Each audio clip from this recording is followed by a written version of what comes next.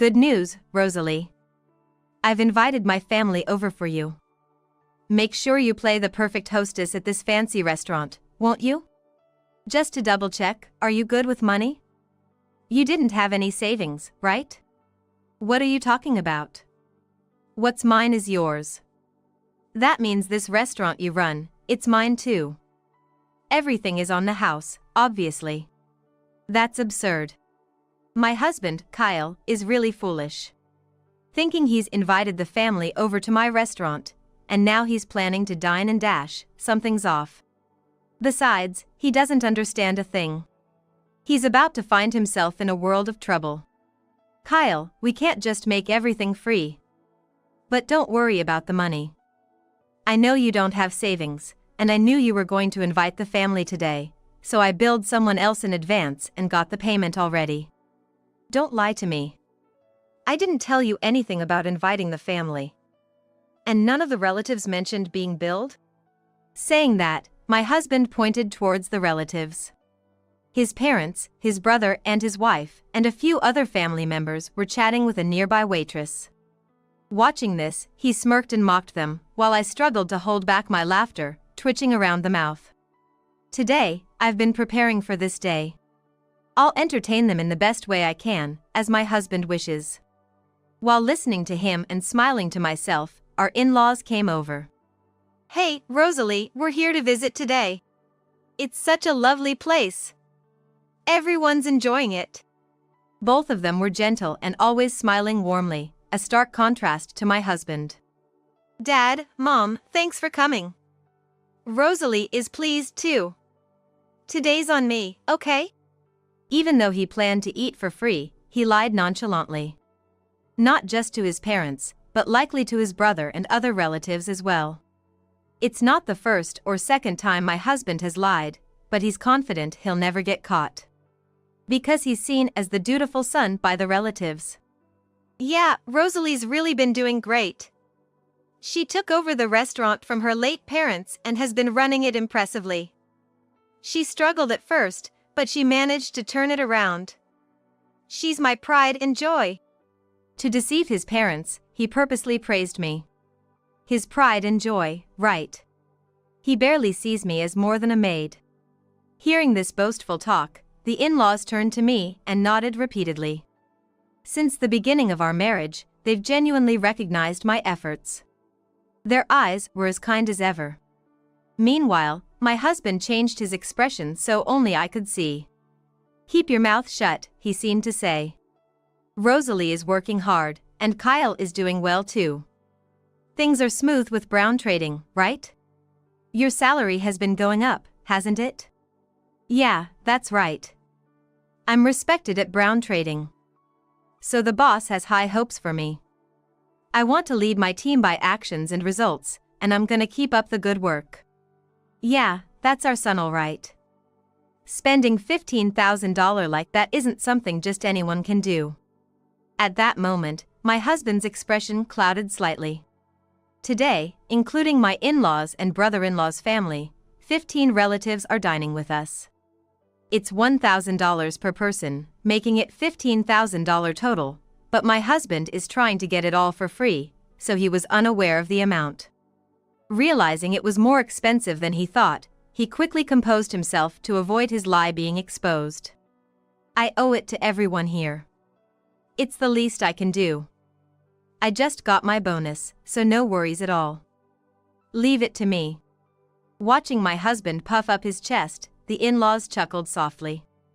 Glancing at the clock, it was 6 p.m., so I urged my husband and in-laws toward their reserved seats. The brother-in-law and the other relatives followed to their seats soon after.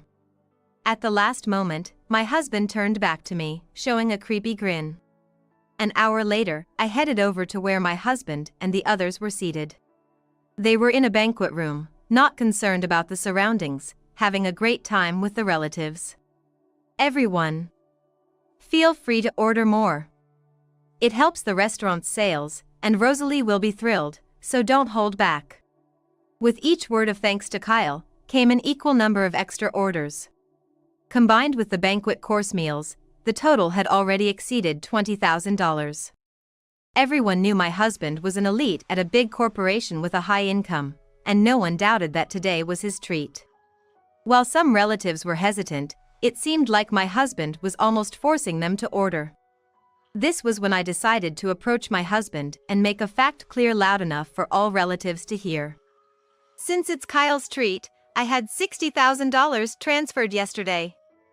So, everyone, please eat as much as you like without any reservations. The relatives buzzed with surprise.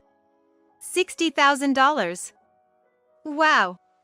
Classic Kyle, were words of near admiration that flew around. While the relatives reacted like this, my husband had a bewildered look, clueless about what was going on. I didn't miss his expression and added a line to start my counterattack. Well, the $60,000 isn't for the food, it's for alimony, actually. At my words, a puzzled look appeared on the faces of the buzzing relatives. An uncle next to my husband involuntarily asked, "Alimony? Kyle, what's this about alimony?" "No, I don't know about any alimony. Sometimes Rosalie jokes around, so please don't mind her." "Come on, Rosalie, don't upset everyone with jokes like that." With that, my husband tried to play it off, but he was clearly the most troubled. His face was smiling, but his eyes were not. The way he looked at me was terrifying, but I didn't stop. "Kyle, you're the one making uncomfortable jokes here. I think it's time the family knew that, right?" With that, I handed a piece of paper and a bank book to my husband. As he examined them closely, his face turned pale. "The alimony is for cheating. Kyle has been unfaithful. He's not the person you all think he is. He can lie and deceive people without a second thought." Until moments ago, the relatives were having a blast, but they suddenly lost their words, and the banquet room was enveloped in an eerie atmosphere. The document I handed to my husband was the original alimony claim, and the bank book showed a record of a $60,000 transfer. Everyone was focused on my husband and me, and silence fell for a few seconds, but it was my husband who broke it. "How funny, Rosalie, that's quite something. It looks just like a real estate and a bank book. But really, this is going too far. There's no way I would cheat." It seemed like he had switched modes already, showing his usual confident demeanor. But that confidence quickly faded, and I couldn't help but smile. "What are you talking about, Kyle? You're the one who's gone too far. Not only cheating but trying to bully me into eating for free. Lying to all the relatives that it's your treat. Rosalie. That's too much of a joke. Correct yourself quickly.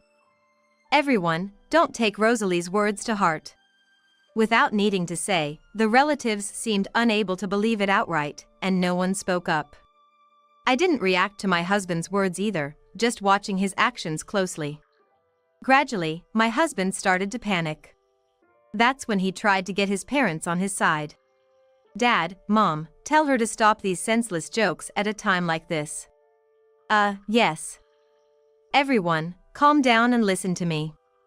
Rosalie isn't making any senseless jokes.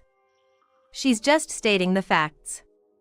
It's undeniable that Kyle has been unfaithful. And she's not threatening Rosalie. He's trying to get today's meal for free too. What are you two even saying? Are you taking what Rosalie said seriously? That's not funny at all. The only thing that's not funny is this situation. We've come here knowing everything, to confront you. Yes, I had already confessed everything to my in-laws. That my husband uses his outward kindness to play the dutiful son, while behind the scenes he's up to no good. Even while we were waiting for our reservation time, he tried to deceive his parents, but they already knew he was lying. Enough! I would never deceive everyone. You're ruining the good mood we had. Rosalie, what are you going to do about this? My disclosure, and even having the in-laws on my side, was completely unexpected for him. He visibly started to lose it. He stood up, looking like he might lunge at me any moment, glaring at me intensely. "Come on, brother, calm down. Let's sit down and talk this over calmly. Nicholas, you believe me, right?" Cutting through my husband's angry shouts and sharp gaze was his brother, my brother-in-law Nicholas. Nicholas, busy with his own job, was attending today with his wife Yasmin. I knew Nicholas and my husband had been close since before I started dating him, and he is as gentle and consistently smiling as the in-laws. However, Nicholas's next action would utterly defeat my husband. He pulled a thick envelope out of his bag and handed it to my husband, saying, "You believe me, right, brother? How can I believe you, when you've been cheating with my wife?" "Nicholas, what?"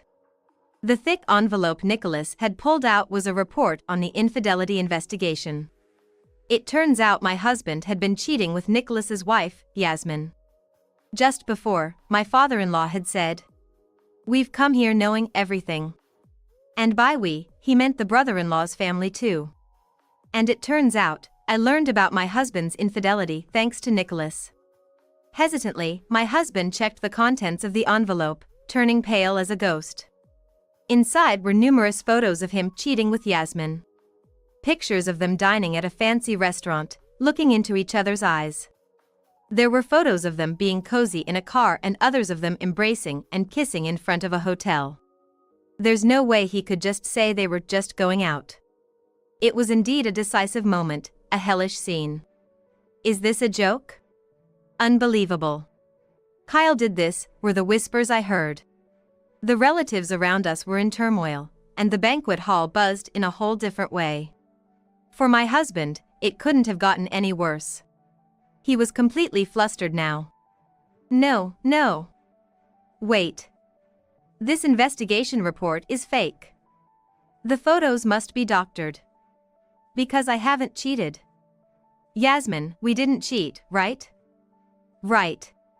The relatives' gazes turned icy, as my husband tried to enlist Yasmin's support in his last-ditch effort. Immediately after, Yasmin, now the center of attention, bowed deeply to the floor in full prostration. "Everyone! I am terribly sorry. I have had an affair with Kyle." It goes without saying that my husband was the most shaken he had been all day. He hadn't anticipated Yasmin fully admitting to the affair. He had been insisting the alimony bill and the bank book were fake and, thinking only of himself and taking me for granted, couldn't have imagined this. Yasmin's earnest apology captivated not only my husband but also all the relatives. While her forehead remained on the floor, she slowly began to speak. "It really was just a fling. Nicholas is a wonderful husband but, well, it lacked excitement, you might say. Just doing housework and waiting at home for Nicholas to return.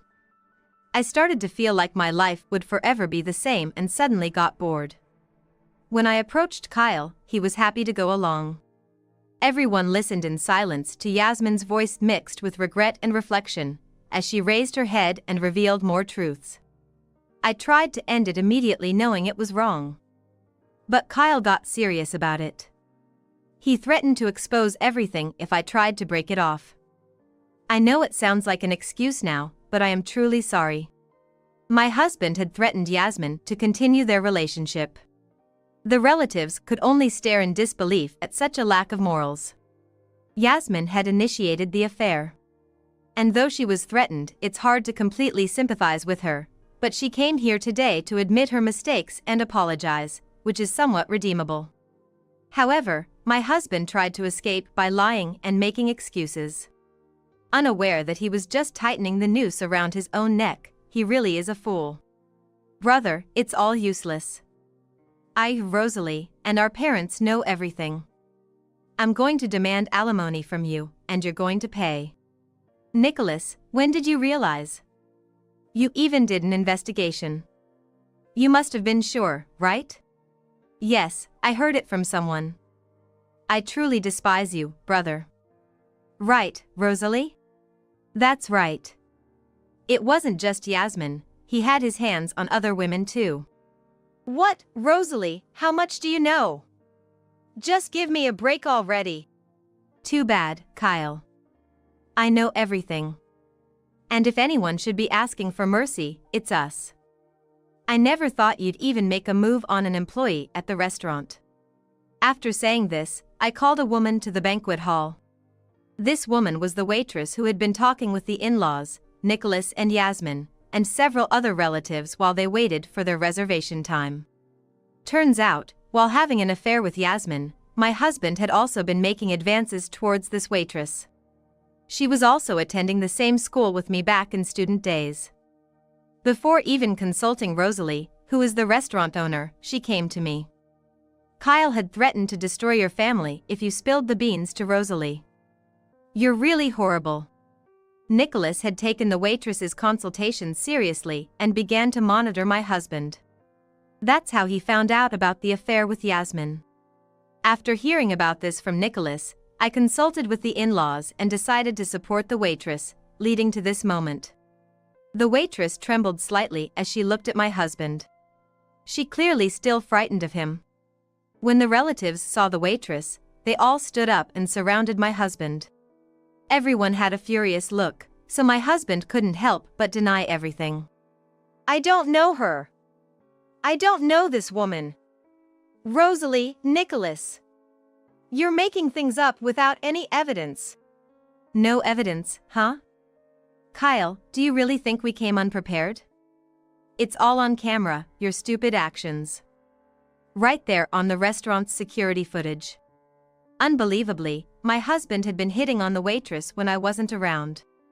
It looked like he had timed it when the waitress was alone. The camera even caught him touching her disgustingly and trying to take her outside against her will. It's ridiculous that he didn't notice the security camera. He must have been too engrossed in his affairs. I've said it before, but we know everything, brother. All you can do now is admit your guilt and apologize, just like Yasmin did. Kyle, let me ask you something. Why would you deceive Rosalie to carry on with your affairs? From what we can see, Rosalie has been nothing but supportive. She's been managing the restaurant that she inherited from her parents and taking care of home as well. What did she ever do to you? Under the cold stares, my husband flinched at his father-in-law's question. I thought there was no valid excuse for infidelity, but if I had been unconsciously pushing him into a corner, I wanted to reflect on myself too. Awaiting his response, what he said next was shocking. I married Rosalie because I felt sorry for her. Before our marriage, she was struggling to turn the restaurant around. With both parents gone, I was the only one she could rely on.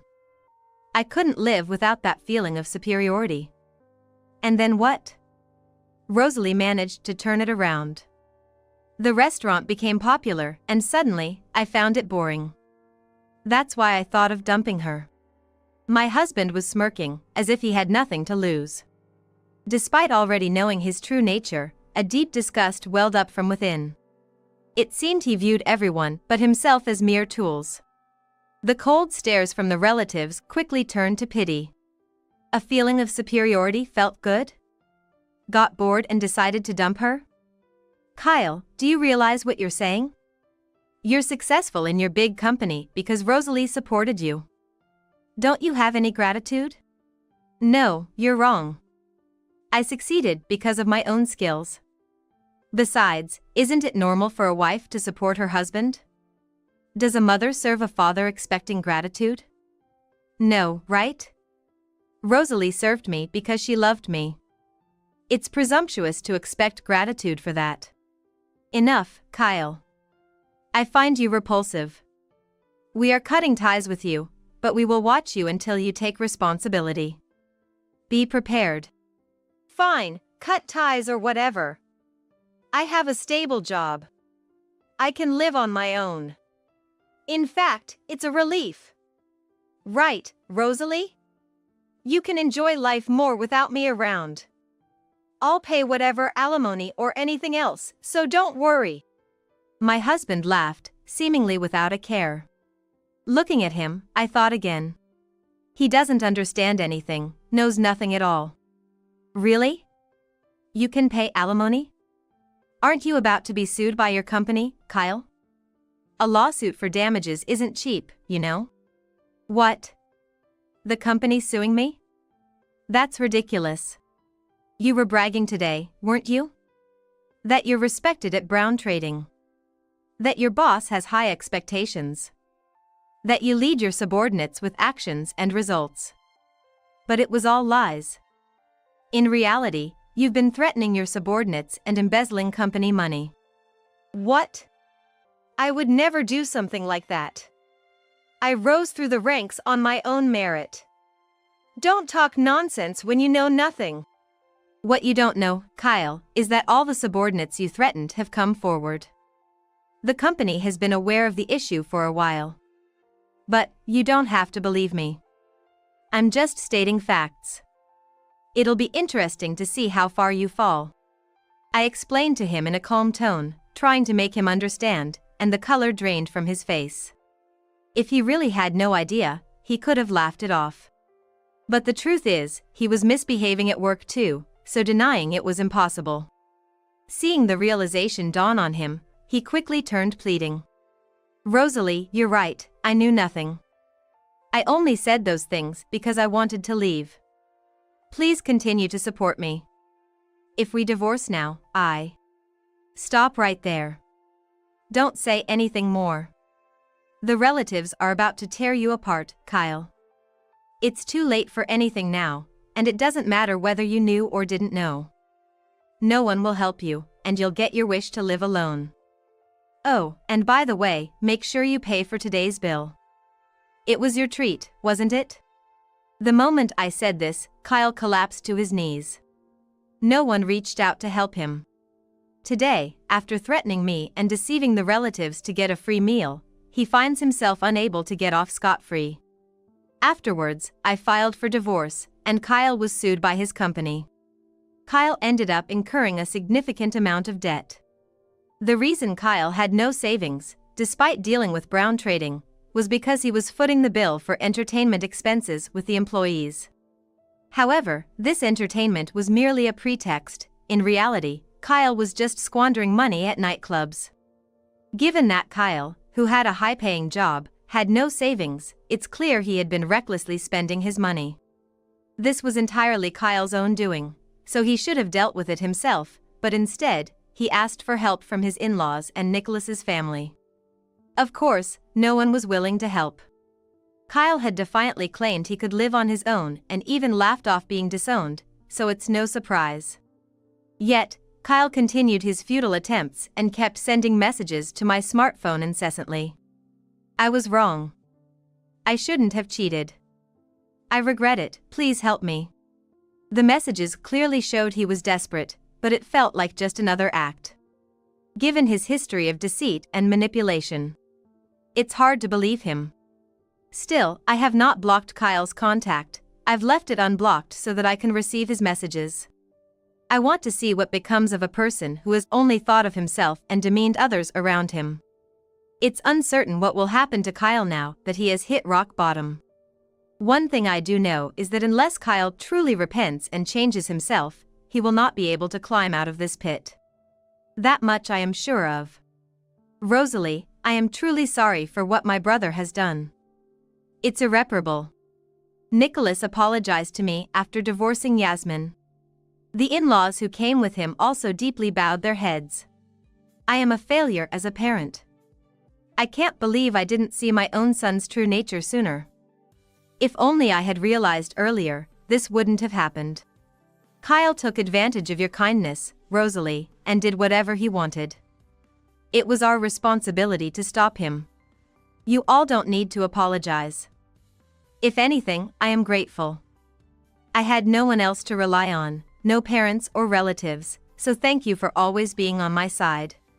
From the beginning of our marriage, the in-laws and Nicholas had been my allies. That I was able to turn around the inherited restaurant was possible only with their support. They are genuinely kind and always smiling. They showed such fury on my behalf. That was incredibly comforting to me, who is utterly alone. I will never forget this warmth for as long as I live. Though it was unavoidable, being hospitalized for 6 months was quite tough. I've completely lost my muscle strength. I just want to settle back into my own home quickly. But here's the thing. When my husband and I returned home, there was a massive amount of luggage belonging to my mother-in-law and sister-in-law. What's all this? What's going on? My husband protested strongly. We were only supposed to temporarily keep their luggage. It was supposed to be all moved out by the time I was discharged. But that wasn't the case. This is my house. The sick need to leave. Unbelievable. Things weren't supposed to go like this. Seeing me stunned, they burst into laughter. My husband and I were just fed up and dismayed. I can't stand this kind of relationship anymore. My husband seemed to feel the same. I could tell by the look on his face. We nodded to each other. Let's move out. Right. Enough of these unpleasant feelings. I can't deal with their selfishness anymore. My husband and I decided to go ahead with a plan we had been considering for some time. My name is Ellie. I'm 31 years old. I work in the office for a company that makes surveying equipment. My husband, Tom, and I married at the age of 30 after 2 years of office romance. Both my career and married life are going smoothly, and I'm living a very fulfilling life every day. Of course, there are things that I find disagreeable. Namely, my relationship with my mother-in-law and sister-in-law. Both of them have incredibly unpleasant personalities. It's hard to believe they're related to my husband by blood. Because of my in-laws, I've had to endure a lot of hardship. Today, I'll share in detail about various things from that time. After getting married, Tom and I were entrusted with the management of a single-family home by my maternal uncle. My uncle has no spouse or children. He was elderly and decided to live in a facility. The house would be empty, so he suggested we take it over, and we inherited it. It's an old house but spacious and nice. The problem is, it's not too far from Tom's mother-in-law home. It's about a 30-minute drive away. Since it's in the same city and relatively close, I was called to my in-laws' house almost every weekend. At first, I thought it couldn't be helped. I thought it might be something like a rite of passage. I was just treated as part of the family. I thought they would eventually leave me alone. But I was wrong. My mother-in-law, Helen, started to use me as her legs or wallet, calling me over every time I had a day off. I'm sorry, Ellie. My back is bad, so I can't get around much. It's fine with me. What else could I have done but to answer that way? She wanted to go to the doctor. She wanted to go to the supermarket. She forgot her wallet. This month is tough. I drove as asked and paid in advance at various stores as requested. Eventually, my mother-in-law started to take my dedication for granted, and her attitude became more arrogant. If I protested or pushed back even a little, she would act as if she was the victim. What's with the sulking just because I called you over? As a daughter-in-law, it's natural for you to serve your mother-in-law. Didn't you know that when you married into the family? I told you I had plans this week. Calling me over anyway is terrible. If you didn't like it, you should have just said no. Coming here means it wasn't that important, right? We're family, so it's only natural that you prioritize us. She became increasingly uninhibited towards me. She would have me clean the in-laws' house or make lunch. There were also tasks like replacing the wallpaper, weeding the garden, or cleaning the gutters. My mother-in-law claimed to have a bad back, but whether that was true or not, I couldn't say. If someone told me it was all just a ruse to exploit me as a daughter-in-law, I wouldn't have been surprised. There was one interaction with her that I remembered well. It was when that bug appeared in the kitchen. Both of us despised that bug. Just seeing it makes her jump and scream like a little girl, running away nearly 11 yards. That time was no different. The moment I said, "Ah, a bug," my mother-in-law screamed and ran out of the kitchen. Get rid of it quickly. It's unbelievable. It's your fault, Ellie. What? My fault. How did it come to that? Because it is. You didn't clean our kitchen properly, so that's why the bug came out. Just get rid of it quickly and don't let it escape here. I couldn't help but sigh. Wasn't the mother-in-law, who lived in this house every day, responsible at all? It was astounding she could blame me, who only came to this house on weekends. It wasn't just her who was unreasonable. The sister-in-law living with her, Sarah, was just as terrible. She was a divorcee, cheated on by her husband, and returned from her marriage home about 3 years ago. She loved cigarettes, slot machines, and alcohol, behaving more like a middle-aged man in a woman's guise. She always seemed to carry an irritable mood, making me dread interacting with her. Particularly problematic was her transformation into an even worse character when drunk, becoming violent. She was the kind of person who would throw things and create a scene, constantly causing trouble for those around her. Apparently, she is highly dissatisfied with herself for being a divorcee. She attempted to drown that stress in alcohol. She was truly problematic. On weekends when my husband, Tom, was away on business trips, I would often get calls from my mother-in-law, Helen, about Sarah. "Ellie, Sarah has called from the bar. Could you pick her up?" "Me? Can't she just take a taxi home? She seems to be out of money. And it seems she's caused trouble for the bar staff as well." Reluctantly agreeing to go, I found Sarah passed out drunk when I got to the bar. When I told the staff I was Sarah's family, they all made bothered and stern faces. Drunk Sarah had broken dishes and glasses, ruined the food, and disturbed other customers. Because of her, many customers had left. Not only did Sarah reduce the day's sales, but she also damaged the establishment's facilities and equipment. The bar later issued a significant claim for damages, which surprised both Helen and Sarah. This wasn't the first or second time I had to pick Sarah up from the police station. I had become so familiar with some of the officers at the local division that we recognized each other on sight. The troubles and unwelcome episodes related to her were endless. She was truly a nuisance. When Helen and Sarah got together, the trouble seemed to multiply by 2 or 3. In my husband's absence, they began to constantly nag and complain about me. Both became comfortable in the relationship, revealing their lazy and presumptuous true natures more openly. There's a saying, familiarity breeds contempt, but Helen and Sarah didn't seem to care about that at all. My husband, for his part, seemed to be taken advantage of by his mother and sister, suffering from their behavior. "Hey, Tom, can you lend me about $2,000? "What? More money? And $2,000 at that. What on earth do you need it for?" "I'm taking Mom to a spa for some treatment." "You have a problem with that, being her son?" "Tom, are you okay with my back never getting better?" My mother-in-law and Sarah frequently begged my husband for money. Their reasons were to take my mother-in-law on spa resort tours or to visit spa facilities. They really had it easy. Due to our busy work schedules, my husband and I hardly have the opportunity to go on trips. Since they're unemployed, they seem to be having a better time. It was truly frustrating. Busy with work during the weekdays and tending to Helen and Sarah at their home on weekends. This routine placed a significant strain on my mind and body. Without realizing it, my mental and physical health deteriorated. I couldn't shake off the fatigue even with sleep, constantly feeling gloomy, and nothing seemed enjoyable. Even during times that should have been relaxing with my husband, I found myself sighing constantly. Not to be like Mom, but maybe Ellie needs some time off for recovery too. Maybe.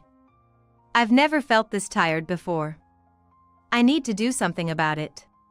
Both my husband and I wanted to have children eventually. I'm almost 32. Ideally, I wanted to have our first child in my early 30s. For that, I needed to be in perfect health and free from mental stress. The sudden dizziness hit me on a Friday night. At the same time, I was hit with intense pain. My head hurt so much it felt like it was gonna split open. I couldn't stand up and curled up on the spot, alerting my husband to the anomaly.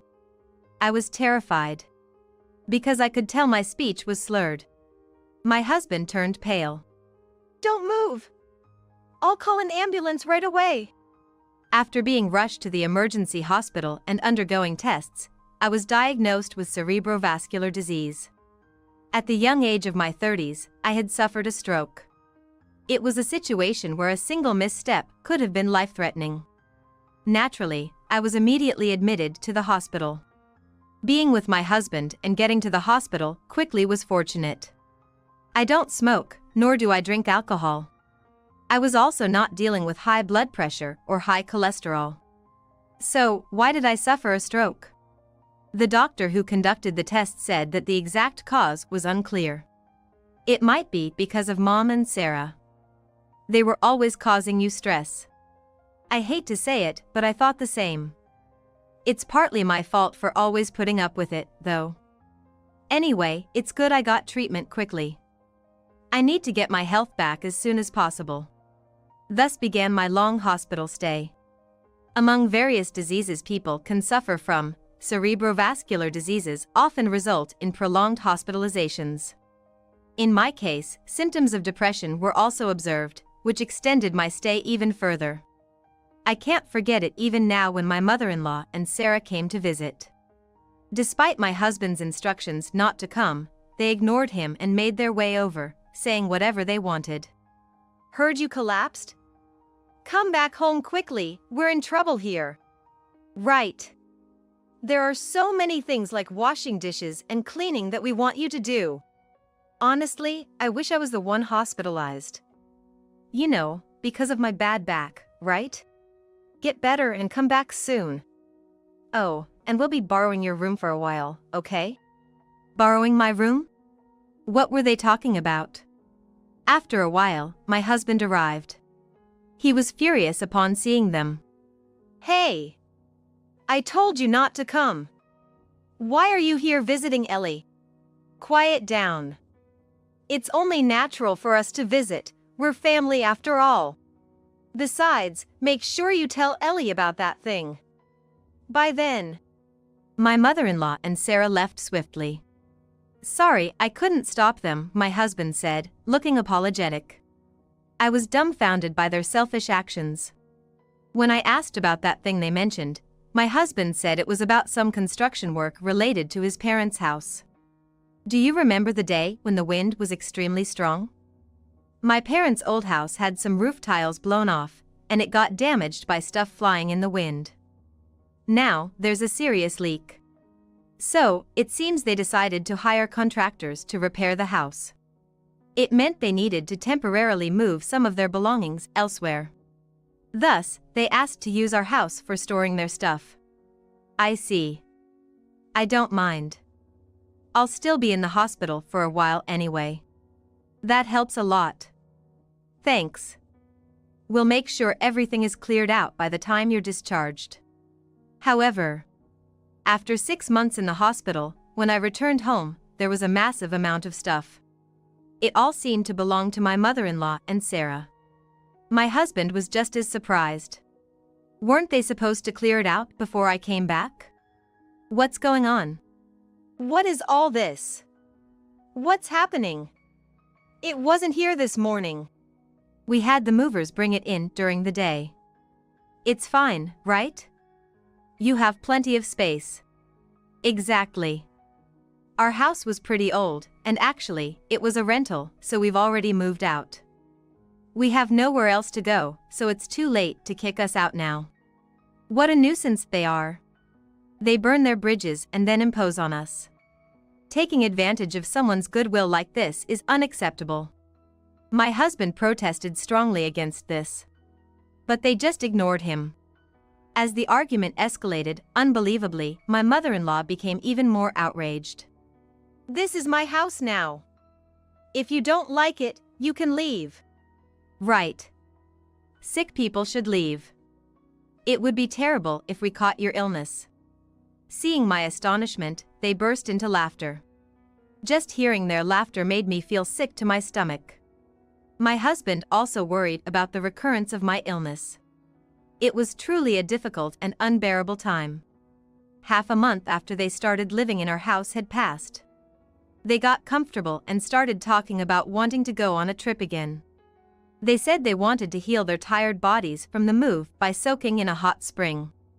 So, Tom, can you lend us about $2,000 again? What do you mean lend? You've never paid back anything before. Stop fussing and just give it to us. It's the least you can do as filial piety, right? Pressured by his sister, my husband reluctantly handed over the money. Just how terrible could they be? They prepared that night and left early the next morning. Alone at last, my husband and I looked at each other and nodded. Let's move out. Right.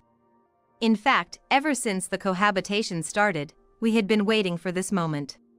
Waited for them to go on a trip and leave the house empty. We acted quickly from there. We packed our belongings and contacted a moving company. As planned, we also called the real estate agency and said goodbye to the house we had become so accustomed to. 3 days later, Sarah called my cell phone. She clearly agitated. I could hear my mother-in-law's yelling in the background. No wonder they were upset. The house they had been living in just days before was now up for sale. What's going on? Explain yourself. Why can't we get into the house? What did you do with our stuff? Explain properly. Sorry for not notifying you, but we've sold that house. What? Sold? Don't go doing things on your own. Who do you think you are? They had no right to say such things. That house was in my name. What I did with it was my choice. They had the nerve to impose on us, and now they were the ones acting entitled. Neither my husband nor I intended to give in to them even one bit. With all due respect, you and your mother are the reason I had to do this. I didn't want to sell the house, but you left me no choice. Wait a minute. What's that supposed to mean? Are you blaming us? Yes. The stress from you and your mother might even be why I got sick. It's only natural we'd want to distance ourselves, right? Don't be ridiculous. Your illness has nothing to do with this. Who could say there was no connection at all? At least it's certain that the stress caused by them made me suffer. Sarah was still raging on the phone. She was demanding to know where we had moved their belongings. The house is empty. Our belongings were supposed to be there. Where did you put them? Do you want to be sued? Your belongings are stored in a rented storage unit. Would you like them back? Of course. What are you even thinking? Then, there's a condition. Please leave us alone from now on. If you promise not to interfere with us anymore, I'll tell you where the belongings are. I had enough of being called upon for money and favors.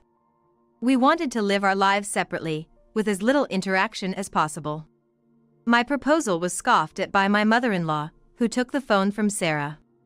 Don't say such stupid things. I'm a mother of you too. A bond like that can't be broken. We're discussing breaking that unbreakable bond. My husband took the phone from me. It seems he has a lot he wants to say to his mother and sister too. His face was unusually stern, his resolve reflected in his choice of words. Mom and Sarah, you've gone too far. Lying to me and even moving in. Since that day, I've been angry, so angry I never want to see your faces again. Hey, Tom. There's no need to yell like that. Tom, don't get ahead of yourself just because you're the younger brother. And you should stop getting ahead of yourself, you unemployed, divorced woman. Who do you think made this trip possible for you? I'm not giving you any more money. My husband was furious. His anger palpable. It seemed they realized they had crossed a line this time. Let's calm down and talk. That was a suggestion they made from their side. They wanted to know exactly where the storage unit was and how to retrieve their belongings. Just as we planned. My husband and I looked at each other and agreed, deciding to arrange a meeting with them. 3 days later, we met them in a small cafe. They had been staying in a hotel. Both of them were looking sullen. They seemed to believe that by maintaining their assertive attitude, they could surely make us comply as usual. That's how their faces looked, as if they thought so. We're here. Now tell us where the storage unit is. We'll also be billing you for the cost of the hotel we're staying at. That's ridiculous. If you're gonna say that, then pay me back first for the trips I funded. I've lent you nearly $10,000 in total so far. Pay up now. My husband's presence was formidable. He seemed like a completely different person compared to his usually quiet self. They must have realized they couldn't afford to anger him further. They quickly changed their demeanor, acting overly friendly and submissive. Wait a minute.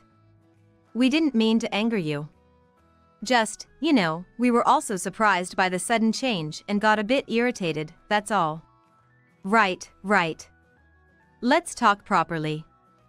Don't say things like cutting off ties. No, that's not possible. This involves our future as a couple. We're cutting ties with you here. How dare you speak to your parent like that? Despite his stern expression, my husband surely didn't want to say these things. It was their fault for forcing him into this position. They were responsible for making us make such a decision. I took over from my husband and reiterated our conditions to them. As I mentioned before, please promise not to interfere with us anymore. No calling us over or asking for money. If you agree, we'll tell you where the storage unit is. You'll also need to pay for the storage fees. And don't forget about repaying the trip costs. What? Don't be ridiculous. Do you think we have that kind of money? Exactly. Do you understand? Both Mom and I are unemployed. How could they be so defiant? Do these two even know what shame is? I couldn't say such things so brazenly like this. My husband was clearly taken aback. The anger in his gaze faded. How can you talk like that without feeling ashamed? You both are like parasites. Stand on your own 2 feet. Don't rely on us. Live by your own means. It's only natural for children to help their parents. Calling us parasites is rude. Of course, it's natural to help one's parents, and I've always done so. But there's a limit to everything. Besides, neither of you has made any effort on your part and even lied. Right? Oh! A bug! It was when I suddenly pointed at my mother-in-law's feet. She quickly stood up from her chair and moved away to the wall after shouting briefly. Such agile movement. It was hardly a movement someone with a bad back could make. She seemed to realize my a bug was a lie. My mother-in-law turned bright red. You liar! You tricked me! I'm sorry. But aren't we even? You lied about your back pain, calling me over to do housework and repairs, right? And what about saying you needed money for a spa treatment? Going to the hot springs wasn't because of back pain, was it? Who's the liar now? Enough with the lies. She didn't retort. She bit her lip in frustration and glared at the floor. Urged by my husband to take a seat again, my mother-in-law returned, grumbling under her breath. She appeared completely dejected, as if she had no intention of retorting anymore. On the other hand, Sarah still seemed eager to fight. Her eyes were bloodshot with anger. You both seem to lack any respect for your elders. Taking our belongings, tricking us with lies, calling us parasites. I'm really upset. We didn't want to resort to this kind of approach or language either. Like I've said before, you pushed us to this point. You need to understand that. I have another request. Please, both of you, start working. Take care of your own lives. That should be doable, right? Both of you are healthy, with no chronic illnesses. You have the time, and you owe me money. If you don't like being called parasites, there's no reason not to work. Sarah glared at us, clearly frustrated. Despite our logical arguments, it seemed she wasn't convinced at all. It appeared that our efforts alone were insufficient to subdue her strong will. But there was no need to panic. This was just we expected. I signaled to someone at the back of the cafe. A man stood up and approached us. Sarah turned pale when she noticed him. The man was Kevin, Sarah's ex-husband. My husband and I had contacted him specifically for this day, and he had agreed to come. Kevin's eyes were cold, showing no signs of affection for her anymore. It's been a while, Sarah. You're still the same, which is disappointing. Kevin, why are you here? Did they call you? What do you mean by still the same? Just like always, you seem to live by lying to everyone around you. Like you deceived me, you've been deceiving Tom and Ellie, right? Huh? You cheating woman. Wait, it was her who cheated. I had been told that it was her husband's infidelity that led to their divorce. However, seeing her not deny his words, it seemed his claim was true. Sarah had lied to us. She was the one who had cheated and caused the divorce. She was vain, arrogant, deceitful, and unfaithful. My dislike for Sarah grew even more. When you returned to your hometown and kept quiet, I thought I would stop fussing over it. But, Sarah, it seems like you're still hurting people around here. So what? What does it have to do with you? It's not entirely unrelated. I'm your ex-husband. If I had been stricter with you, maybe Ellie and Tom wouldn't have had to suffer. What are you trying to say? Make it clear. At that moment, Kevin pulled out a piece of paper from his pocket and slammed it on the table. Sarah turned pale. The paper was titled, Demand for Compensation for Infidelity. It stated a demand for a compensation payment of $60,000 within 1 week. Sarah shook her head and said this was impossible. I can't pay $60,000. It's impossible. I told you, I'm unemployed, I have no savings, and I only have debts. So what? If you don't have money, you should work. Work hard and pay back the money. That's the only atonement you can make. And make sure to pay the compensation in one lump sum. It's impossible, I tell you. Mom, don't just sit there, say something. What am I supposed to say? You're the one who cheated. Don't drag your mother into this. You should work and pay back the compensation yourself. Finally, they began to turn against each other. How disgraceful. My mother-in-law and Sarah's behavior was revolting to watch. They needed to learn their lesson thoroughly. Otherwise, they wouldn't even consider reflecting on their actions. I then presented a hospital diagnosis report in front of them. This is the diagnosis I received from the hospital. Based on this, I'll be suing both of you. What? Sue us? Don't be ridiculous. Why would you sue us? Didn't I tell you? My illness might have been caused by the stress from you too. That could be considered a criminal offense. As I mentioned a specific crime, both of them looked shocked. If convicted, they could face up to 15 years in prison or a fine of up to $10,000. Hearing the possible sentence made them tremble even more. Realizing they might be sued, they began to panic. Their earlier bravado was nowhere to be seen. They huddled together, shaking. It seemed they no longer had the will to resist or argue. In front of the disheartened faces of them, I spread out another document to show them. What? This is the affidavit I've prepared. I need you, Helen and Sarah, to swear to follow the terms written here. If you break these promises, I will indeed sue you. The affidavit included every possible condition. Never to call me to act like a maid again. No matter how hard life gets, not to beg Tom for money. It also documented the need to work for their own living and to repay the money they borrowed. Additionally, I made sure to include that Sarah must pay Kevin the full compensation amount in one lump sum. After reading through the entire affidavit, they shook their heads, nearly in tears. Are you devils? There's no way we can agree to this.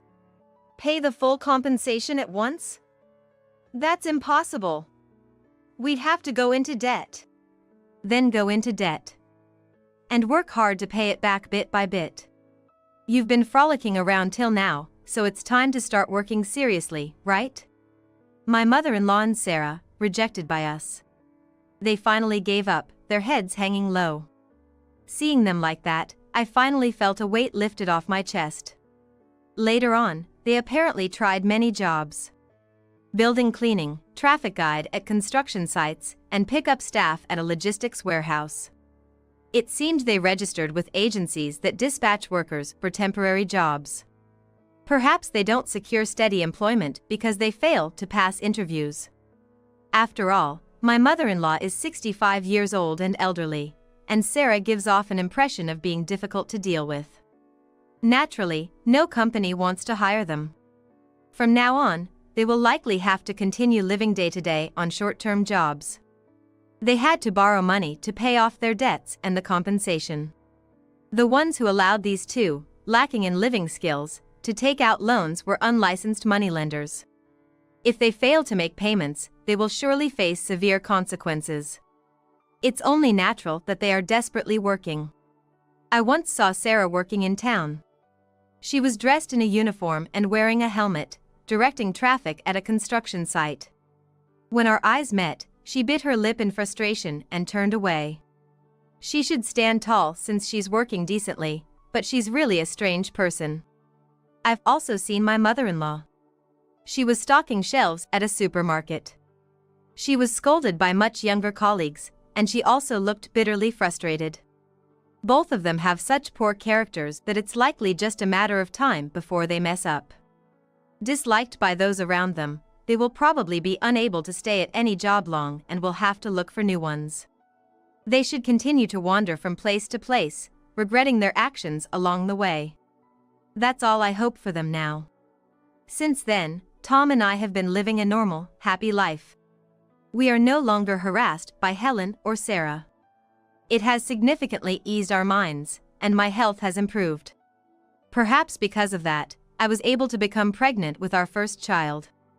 I'm currently on maternity leave, spending peaceful days with the baby in my belly. It's a girl. My current goal is to raise her to be a fine woman. In doing so, I will surely tell her about Helen and Sarah.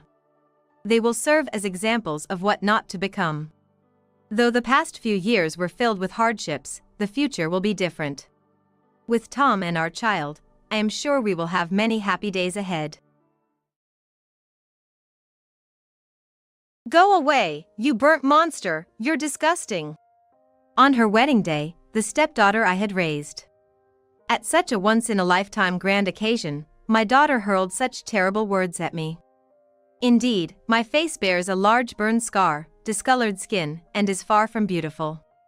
Yet, after 10 years of dedication to my family, such treatment felt incredibly unfair. The sadness was stronger than the anger, causing me to feel dizzy. Beside me, my husband joined in with a smirk, visibly enjoying my distress. That moment, I was certain. I had no allies here. All right. I'll leave. Dressed up beautifully for nothing, I was driven out before the event even began, but I headed straight to a certain place. I wouldn't let this go without a fight. I felt that this resolve was making me stronger. I started receiving frantic calls from the daughter who had driven me out. That response, it has begun. With that realization, I continued on my path. This was the moment my revenge began. My name is Karen Green. At 25, I left my hometown and worked in a restaurant. It was a small shop, but I still remember how busy and fulfilling those days were. However, an incident occurred there. Due to a rookie's mistake, the kitchen caught on fire. The fire spread quickly, and soon the whole place was engulfed in flames. Fortunately, it was after hours, so evacuation was swift. However, after everyone had fled, we realized that Matthew was still inside. He had recently injured his leg in an accident and couldn't move well. As the fire grew stronger, I decided to rush into the flames. In the office, I saw the manager with a resigned look on his face. Manager! We need to escape. Karen! You came to save me. Thank you. I helped him out. Struggling to breathe through the intense heat, we finally managed to escape outside the store. As I collapsed onto the ground, Matthew repeatedly thanked me, but suddenly his expression twisted in shock. Karen! Your face is burned. We need to call an ambulance right away. Only then did I start to feel a dull pain in my face. During the evacuation, I had burnt my face. Although I received immediate treatment at the hospital, the dark red burn scars remained on half of my face. At only 25, the physical scars were nothing compared to the scars left on my soul. Becoming self-conscious after the incident, I decided to move back to my hometown. Since then, I had been leading a somber life, but around the age of 35, a turning point arrived in my life. It was when I met Henry. He was a classmate from my school days who, until recently, had lived out of state. I was surprised when he recognized me in our hometown. As I always wore a large mask to hide my facial scars, never expecting anyone to recognize me. "It was your eyes that made me think it was you, Karen. You always had a kind and distinctive vibe." Kind? That's the first time anyone said that about me. Although I was hesitant to meet someone I knew, his words warmed my heart. Afterward, he invited me out for meals several times, and we began to see each other more regularly. I learned that Henry had also had his struggles and had moved back to his hometown. He was married with a daughter who was now 15 years old. However, his marriage had not worked out and he had gotten divorced. That was the reason he came back to his hometown. Hearing this story, I gradually felt myself growing closer to his heart. Yet, I still couldn't bring myself to remove my mask in front of him. Even though I couldn't eat anything during our meals, Henry would ask about it. I hesitated, but decided to open up to him who had shared his troubles with me. Actually, I injured my face when I was young and have been too ashamed to show it. I'm scared you'll be frightened if I take off the mask. I don't mind any injuries. You're still the kind Karen I know. His words deeply touched me, breaking through the solitude I had felt for over a decade. Timidly, I removed my mask, and Henry was initially surprised but quickly smiled warmly. "See, even with the scars, you're still beautiful." I worried for nothing. His words were incredibly comforting to me. From that day, I started to think of him differently. A month later, Henry asked me to officially be his girlfriend, and our relationship began. Our relationship was going well, but the issue was with his daughter. Her name was Amanda, and being 15, she was right in the middle of her rebellious phase. When I told her about becoming her new mother, she didn't oppose it but clearly wasn't happy. "It's fine if you marry, but don't show your face around my friends. I don't want them to think I have a monster for a mother." It was a harsh comment, but perhaps a typical reaction for a teenage girl. I forced a smile and tried to be cheerful with Amanda. "I'm sorry. But, believe it or not, I'm really good at cooking. I'll do my best. Don't expect much." "Dad sure has poor taste," Amanda retorted before storming off to her room. Henry comforted me with kind words. "She'll open up to us soon. She's not a child anymore. She'll understand." "Yeah, you're right. I'll keep trying." Although I was anxious, I felt better about this life than the dark one I had left behind. With Henry by my side, I was sure we could make it work. At that moment, I truly believed it. I never realized that Henry's kindness had a dark side. Without knowing this, I moved in with them. That was the real beginning of a living hell. Living with Henry was a series of hardships. Every morning, I had to face Amanda's displeasure, and she stubbornly refused to eat meals with me. She seemed to think it was better to skip breakfast than to eat with me. It was sad, but since Amanda was still a student, I couldn't let her skip breakfast, so I waited to eat until after she finished. Henry would start eating with Amanda, leaving me to eat breakfast alone every day. I used to eat alone before, but eating alone while others are around felt like a different kind of sadness. Even when I brought this up to Henry, he just laughed it off and didn't take me seriously. Teenagers are like that. Anyway, thanks for taking care of the housework and cleaning. Really, getting married to you has made things so much easier around here," he said in a kind tone, but the sweet words he used to say were gone. Instead, he just kept pushing housework and cleaning on me, making me feel a coldness I hadn't felt before. "I'm part of your family too, right? This isn't fair. I'm not a maid." My small grievances snowballed with each passing day. Eventually, all the pent-up frustration exploded, and I lashed out at Henry. Henry, you could at least listen to me sometimes. Why don't you help me get along with Amanda? We live together, but I always feel so lonely. Well, do we have to talk about this now?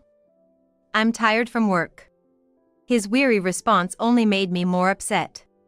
I'm sorry, but you always run away from these conversations. If you look at me with that face, of course, I'm going to be scared. His offhand remark left me speechless.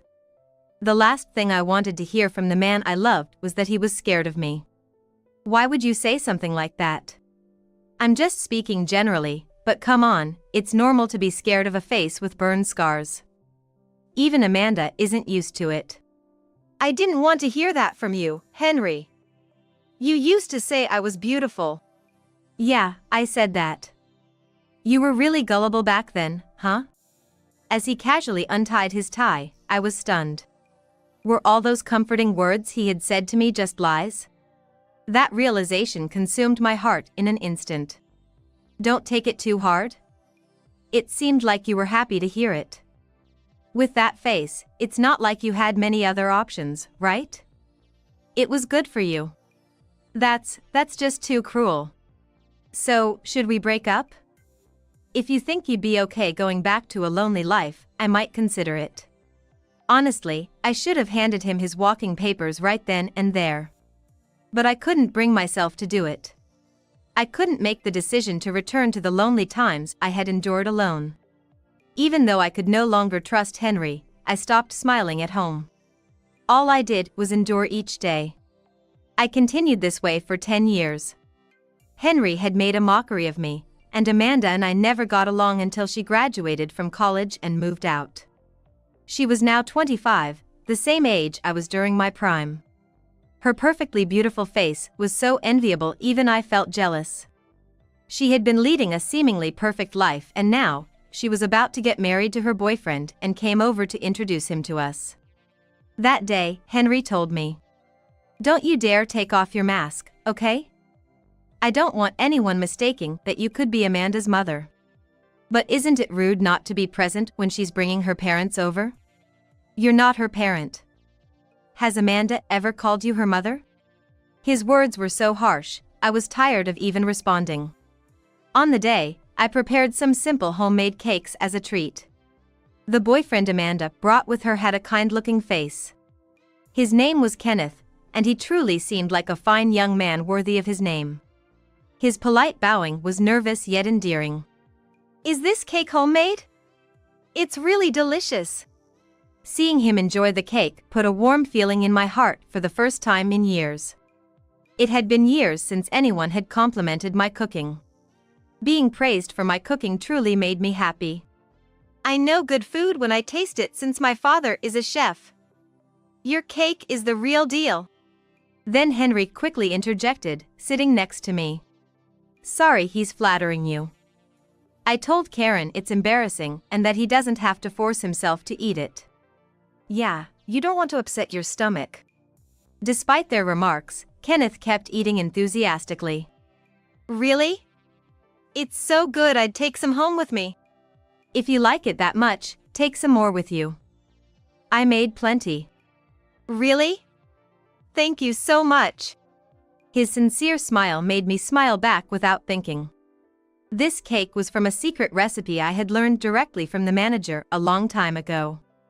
I thought I would never make it again, but I was thankful for the opportunity. The marriage discussion was going smoothly, but after Kenneth left, Henry and Amanda's mood visibly soured. Karen, I told you not to overdo it. This is a family matter, don't get carried away. That's right. My family is just my dad, so don't come around, okay? You were lucky not to be seen today or you'd have been disliked. Don't get it twisted. Repeatedly being told this, I just nodded without a proper response. I knew arguing was pointless. To think I can get away from someone who looks like a monster makes me look forward to the wedding even more. Lucky you. I'm stuck with her. Henry added as they started to chat happily, leaving me to retreat to my room. That night, all I could think about was Kenneth praising the cake I made, as I forced myself to sleep. Amanda's wedding preparations were going smoothly with Kenneth taking the lead. Moreover, the venue is a large restaurant managed by his father, which they've rented out entirely for the event. When I heard the name of the restaurant, I was surprised. It was a very famous, luxurious restaurant that has been featured several times on the internet and TV. Although it's a relatively new place, opened just a few years ago, it's so popular that reservations are booked out 6 months in advance.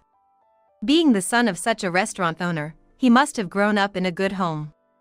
It feels like a dream that I get to go to such a wonderful restaurant. On the wedding day, I dressed up for the first time in years and headed to the venue. That day, Henry and Amanda had left home earlier, and as usual, I was left with all the housework, making me late to leave. Rushing out of the taxi, I arrived at the venue to find Amanda and Henry standing there. Surprised they were waiting, Amanda walked up to me abruptly. "What are you doing here?" "Why wouldn't I be? It's your wedding, isn't it? How could you show your face like that? Aren't you embarrassed?" "I am." She pointed at my facial scar, causing me to grimace. Go away, you burnt monster. Indeed, my face was scarred from a severe burn, hardly beautiful by any standard. Despite my decade-long dedication to the family, this treatment was too cruel. Sorrow overpowered my anger, making me dizzy. Beside her, I could see Henry smirking, joining in on the cruelty. That's when I was certain of it. I had no allies here. All right. I'll leave. Dressed beautifully for nothing, I was kicked out before the event even started, but I headed somewhere specific instead. I wasn't going to let it end with crying. I felt a resolve that seemed to strengthen me. Being careful not to wrinkle my dress, I killed about an hour when suddenly, my phone on silent mode started vibrating. It was a frantic call from Amanda, who had driven me out. It should have been the middle of the ceremony by now. Answering the phone, she didn't wait for my response. "Where are you right now?" "Where? You told me to leave, didn't you?" Never mind that, just come back. Hurry. She hung up after her one-sided demand. Seeing her panic, I couldn't help but crack a small smile. That response, it has begun. Fully aware of the situation, I took a sip of water to brace myself. Because I was actually at the back entrance of the wedding venue. Saying I had left was a lie, in fact, I had been waiting nearby. Meeting up with a certain person, I noticed the man approaching and greeted. "It's been a while, manager. Or should I call you owner now?" "Stop it. We're friends, aren't we? If anything, I should be the one thanking you." The man who appeared was Matthew, the manager I had saved from the fire before. Supporting his slightly unsteady walk, I smiled at him. "Who would have thought your son would end up marrying your daughter? It's a small world." "Yes, indeed. But I'm surprised you recognized me. I had a piece of the cake Kenneth brought back and I was certain. I'm really glad we could meet again." Who would have thought that Kenneth's father was the manager? Actually, after Kenneth came over to introduce himself, I met him a few times secretly without Amanda knowing. I was puzzled when he suddenly contacted me, wondering how he got my number, but it makes sense if he heard it from the manager. "I didn't realize you were his son. Now that you mention it, you do have his eyes. I didn't realize at first either. But when I saw the name and your facial scars, you matched the description of the person my father often talked about. It's a bit embarrassing to be spoken of like that. Still, it feels good to be appreciated by someone. I have no regrets about going back to save the manager that day. However, thinking about the injury I sustained, I did face a lot of hardships. Sometimes I wondered if my choice was a mistake, but seeing Kenneth and the manager looking healthy wipes those thoughts away instantly. It's all thanks to you, Karen, that I've been able to live with my family. That's why. I can't accept the way your family treats you." Kenneth was dissatisfied with how Henry and Amanda acted. They disrespected me even in front of Kenneth, clearly enjoying themselves. At that moment, Kenneth had already decided he couldn't marry Amanda. "You saved my father, now we want to help you. If you wish, let's really show them on the perfect stage." His kindness in directing so much emotion towards me was truly moving. Honestly, I felt like concocting a plan right then to really show them up. But, after living with them for 20 years, I still felt a bit of affection for them. "So, how about we give them one last chance? If that doesn't work, we'll go ahead with the plan? You are so kind, and that's why you saved my father out of the fire. It's a pity they haven't learned anything from you." As we approached the wedding, I had tried one thing. Whether or not they would allow me to participate in the wedding. There have been countless mistreatments, but if they could behave properly at an important event like a wedding, I was willing to forgive them. However, as it turned out, I was kicked out. That's why I was biding my time at the back of the restaurant right after being ousted. At the venue, things are going according to our plan. It must be quite a scene by now. Yes, my daughter just called, and she was really panicking. As I smiled back, the manager also gave a sly grin. "Shall we go? My son is waiting." Led by the manager, I quietly entered the restaurant through the back door. Peeking into the venue, I saw that a certain video was being displayed on a wall-sized screen. It showed the moment before the ceremony began when Amanda and Henry were driving me out. Kenneth and I had arranged beforehand for the venue's arrival time and had asked to capture that moment on video. If welcomed, it would have been a happy ending, but since I was turned away, we were ready to slam them with a bad end. Now, Amanda, beautifully dressed but ugly in her laughter, pointing at me, was exposed to all the guests. Amanda and Henry desperately tried to cover it up, but no matter how much they spread their arms, they could only cover the lower part of the video. Jumping around futilely, they looked utterly ridiculous. I was shocked. I never imagined that the woman wanting to be my wife could be so cruel. "Wait, that's not it. This has just been maliciously edited." Amanda clung to Kenneth in tears, but the footage was unedited, completely genuine. She probably never saw herself objectively before. "If this is a lie, then why isn't your mother here?" "She is. I've been trying to call her, but she hasn't come." "That's right. She said she was tired and left right away." Poor daughter, having such a selfish mother. I wanted to shout at Henry's act right then and there. But holding back, Kenneth began to speak quietly. "When I visited your home to introduce myself, I envied seeing a family of 3 together. I knew that Amanda and her mother weren't blood related, but just having a mother figure is happiness itself." Kenneth glanced our way discreetly. "My mother died from an illness when I was young. Since she wasn't there, my father raised me alone." Shocked, I turned to look at Matthew, the manager. He nodded, his face tinged with sadness. "I've heard that too, but that has nothing to do with this." "Then, you haven't discussed that you might have lost even your only father, have you?" Kenneth asked, and Amanda silently nodded. Next to her, Henry was biting his thumbnail, looking troubled. He was the only one I had told about the burns on my face when we first met. But he probably never thought it would connect back here. "You don't mean this isn't about the fire, is it?" "Exactly. Now you understand what I'm trying to say?" Finally, Henry slumped down defeated. Amanda, still not comprehending, froze in place. I have not only a mother and a father but also another important person in my life. Today, I wanted that person to see my finest moment too, so I invited them. "Please, come in." Kenneth bowed to us. Then, the door we were hiding behind opened. Spotlights converged on us as Matthew and I were suddenly illuminated. "What are you doing there?"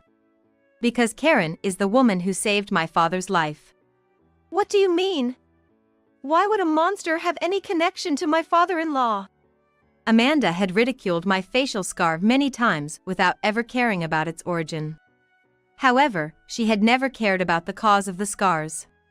Since there had never been a chance to talk about it, and she had been treated merely as an ugly woman until today, it was natural she didn't know. The scar on my face came from saving him. I told Henry, but it seems he never told you. Well, I wasn't interested. Who would have thought it connected to Kenneth's family? Finally grasping everything, Amanda collapsed on the spot alongside Henry. Their pitiful state felt utterly disgraceful to me. I've tried hard to become part of your family, but it was no use. I can't count how many times I almost gave up. The scar I acquired while saving someone cost me much of my life. Henry exploited my vulnerability, and Amanda assaulted my dignity. Just thinking about it brought a faint tear to my eye. I've decided to oppose this marriage for Kenneth and Matthew's sake. A person with such a tainted heart doesn't deserve kind and wonderful people like them. That's not fair. All that before was just like playful family teasing, wasn't it? I apologize. Please forgive me, Mom. Amanda approached me, dragging her dress. It was the first time she called me mother, but it didn't stir any feelings in me. You can keep calling me monster, that's fine, I said, causing Amanda to turn completely pale. Having her marriage publicly annulled in front of everyone, Amanda was utterly deflated. She had invited friends and relatives because she was marrying the son of a well-known restaurant owner, and her disgrace was now exposed to all. Moreover, Henry had invited several of his company's executives, so his true nature was widely recognized. Henry had always presented a very good external image. He was well regarded at his company, and that image was now shattered. This isn't right. Henry tried to save face, but all the guests were just appalled. No one was paying attention to them anymore. They were all focused on the food. At the meal, the topic of conversation was only the disgraceful behavior of Henry and Amanda. Unable to endure being laughed at, the two finally fled the venue. At home, you always laughed at me, but you can't handle it when it's about yourselves, huh? No matter how much you endure, please don't. You don't need to go through this hardship. Seeing Kenneth approach, I finally relaxed and felt a release of tension. We hurried to our prepared seats and took a moment to breathe with Matthew. I'm glad I had reached out to Henry's colleagues in advance. It added a nice touch. You did well to come. Do bosses normally attend an employee's wedding? If it means getting a meal at a top restaurant, they'll definitely come. At Kenneth's words, Matthew smiled happily. The effort I put in to be able to be proud when I met you again was worth it. Was I able to use the life you saved properly? That's an exaggeration. But really, you saved me. Thank you. If I hadn't met Matthew and Kenneth, I would still be scorned by those two. The thought of living on without any chance to fight back is chilling. We plan to charge Amanda's family for the venue rental and food costs. What will you do, Karen? If you're continuing as family, it might be a burden, so we can withdraw the charge. No, don't hesitate to charge them. I'm getting a divorce. Saying it aloud surprised me. It felt like a huge weight had been lifted. However, I feel as though a great weight has been lifted off my shoulders, and I can finally breathe a little lighter. Perhaps I have been too hard on myself all this time. Now that I know my actions weren't wrong, I'll live as I please from now on. And I'll definitely claim my alimony. That's great. Let us celebrate for you next time. Matthew, in a good mood, then made me an offer. If you're divorcing, you'll need a job. Won't you consider working here at the restaurant? I'd be delighted to hire you. Please, I've always been a housewife. You've been a housewife who never cut corners on cooking, right? You wouldn't say your skills have declined with that cake you made? True, I continued cooking passionately because it was my forte, despite not being able to share meals with Henry and Amanda. I wanted them to eat healthy and tasty food, so I made elaborate dishes every day. I kept hoping that someday my love would be understood, and I worked hard believing that. I never thought that Matthew, who had just eaten my cake once, would notice. Typical of Matthew. But truly, my skills have declined, so I'll need to start from scratch. Please guide and mentor me. By the time I accepted his proposal, the venue was already lively with delicious food. The smiles of people enjoying their meals were heartwarming to see. Feeling my old passion reignite, I wanted to create those smiles too. Following the event, I finalized my divorce from Henry as I had declared. With the video of me being ousted at the venue and my diary documenting the past events as evidence, I claimed $60,000 in alimony. Henry, it turned out, was charged a far greater sum by Kenneth for the restaurant expenses, resulting in his furniture and car being seized soon after. At his company, his disgrace had spread quickly, leaving him ostracized and sidelined to a less significant role. No matter how uncomfortable, he had to work to repay his debts. He must be shedding tears of loneliness and misery every day. As for Amanda, she had bragged to her friends about marrying into a wealthy family, but after what happened, she now receives only pity. She thought marrying a wealthy man would solve her financial problems, so she rented an expensive dress that was way beyond her means. Now, she's struggling to make the payments. Having hopped from job to job because she was always short on money, I heard rumors she had started working nights. She worked tirelessly, and when I passed her on the street recently, she looked so aged and weary I barely recognized her. She used to laugh at others, but now she walks with a tired, expressionless face, a clear case of reaping what she sowed. Months later, they were finally evicted from their home and reportedly moved into a dilapidated apartment together. A tainted heart leads to a continual downward spiral. Seeing them like this made me feel determined not to end up the same way. Meanwhile, I rented a new place and started a fresh life. Working at the restaurant, I found the busy but fulfilling environment energizing. Kenneth, also an apprentice like me, was being thoroughly trained by Matthew, and we both spent our days learning. Every time someone praised our food, it felt like our efforts were rewarded, giving us more and more energy. Although I had left this line of work once, returning felt genuinely right. As a divorced woman, I was at my parents' house that day.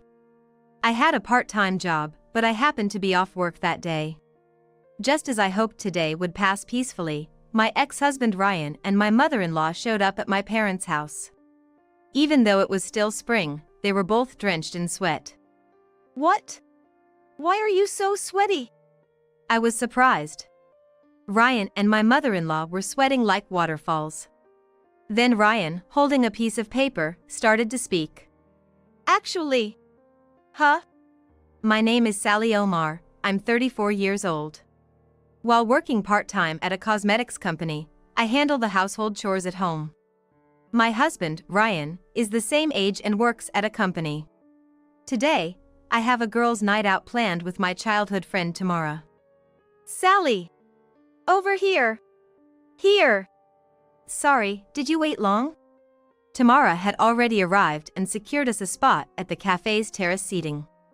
Tamara, who I went to school with from elementary through high school, is in some ways my best friend.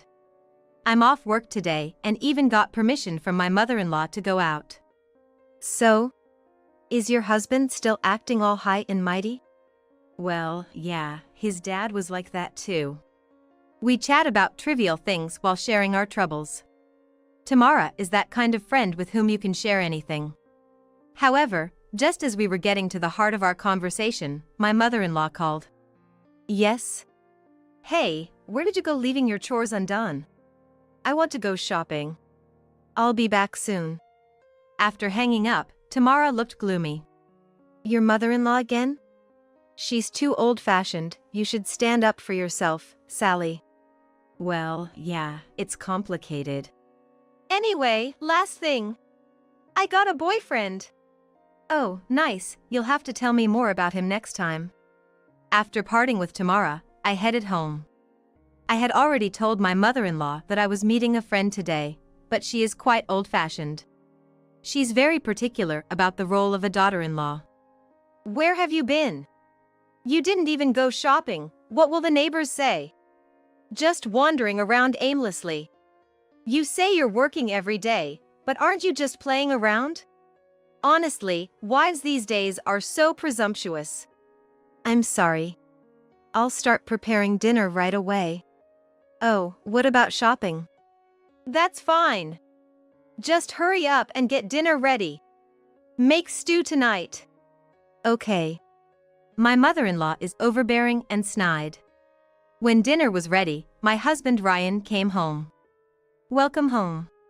Then Ryan started complaining as he looked at the dinner table. Stew again?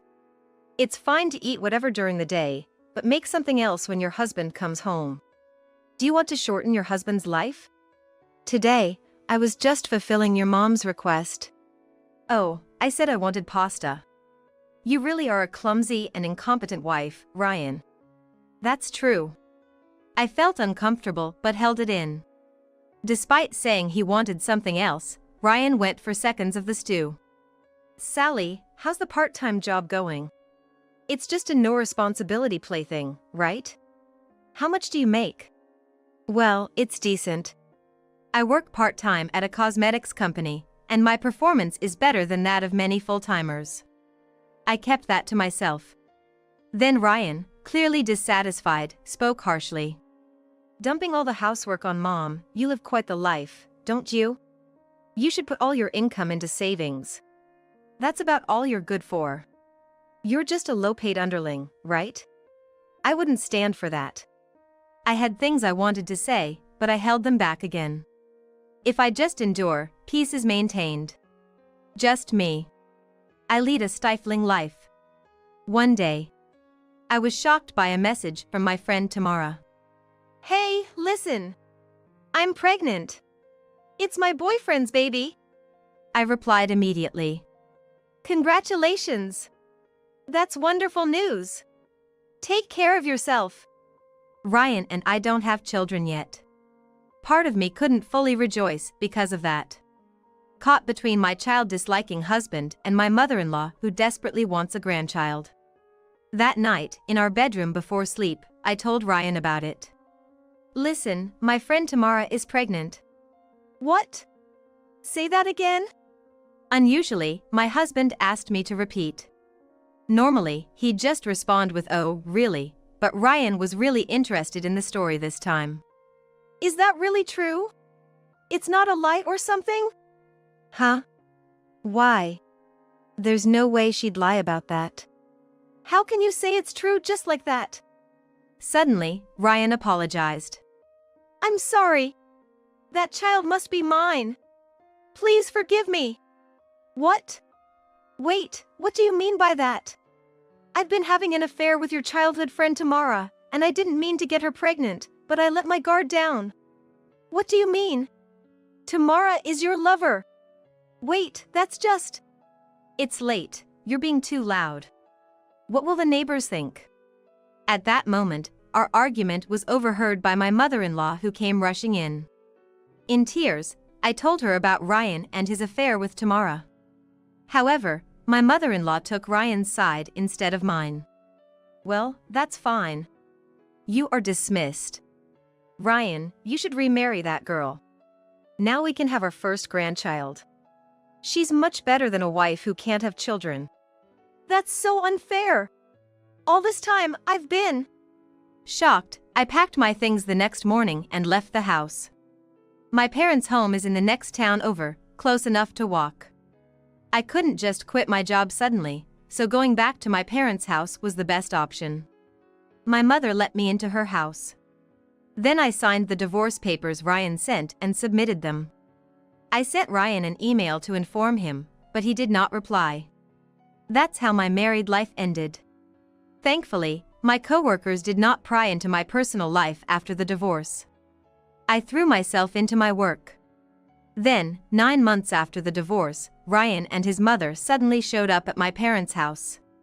With a piece of paper in hand. What? Why are you so sweaty? I was shaken, but given the public eye, I reluctantly let them into the house. I was reluctant, but I did it anyway. What's this about? We're divorced, aren't we? Why come back now? Please! I want you to come back. Huh? Sally, please, can you come back home? Right? Wouldn't it be nice? Remarry Ryan. We were married before, let's go back to how things were. Isn't that a great idea? I was infuriated by those words. I was the wife who couldn't have grandchildren. I have no intention of returning now. Besides, isn't Tamara there? It would be suffocating to live with my husband's lover and his ex-wife. There's no reason for me to return to Ryan's house, is there? I sharply stated my logical argument. I had no intention of going back. Please! You were a better wife. Please, I apologize, come back. Be Ryan's wife again. We were wrong, and I regret being a bit mean. My mother-in-law's words lacked any sincerity. I heaved a great sigh. It sounded almost like abuse. Do you think that's acceptable? Ryan and I are divorced. And what about Tamara at home? With a grandchild there, I see no reason why an ex-wife should return. I'm sorry, but please leave. You understand? We are divorced. If I returned, what would the neighbors think? Please don't come here again. No, Sally. Listen. I need you to hear me out. Ryan cried out in a distressing scream. It was an annoying scream, but I continued. What's different? You've been jerking me around, saying this and that. Now you want me back? Isn't that convenient? You don't like that I work, do you? If you're counting on the money I saved, that's the worst.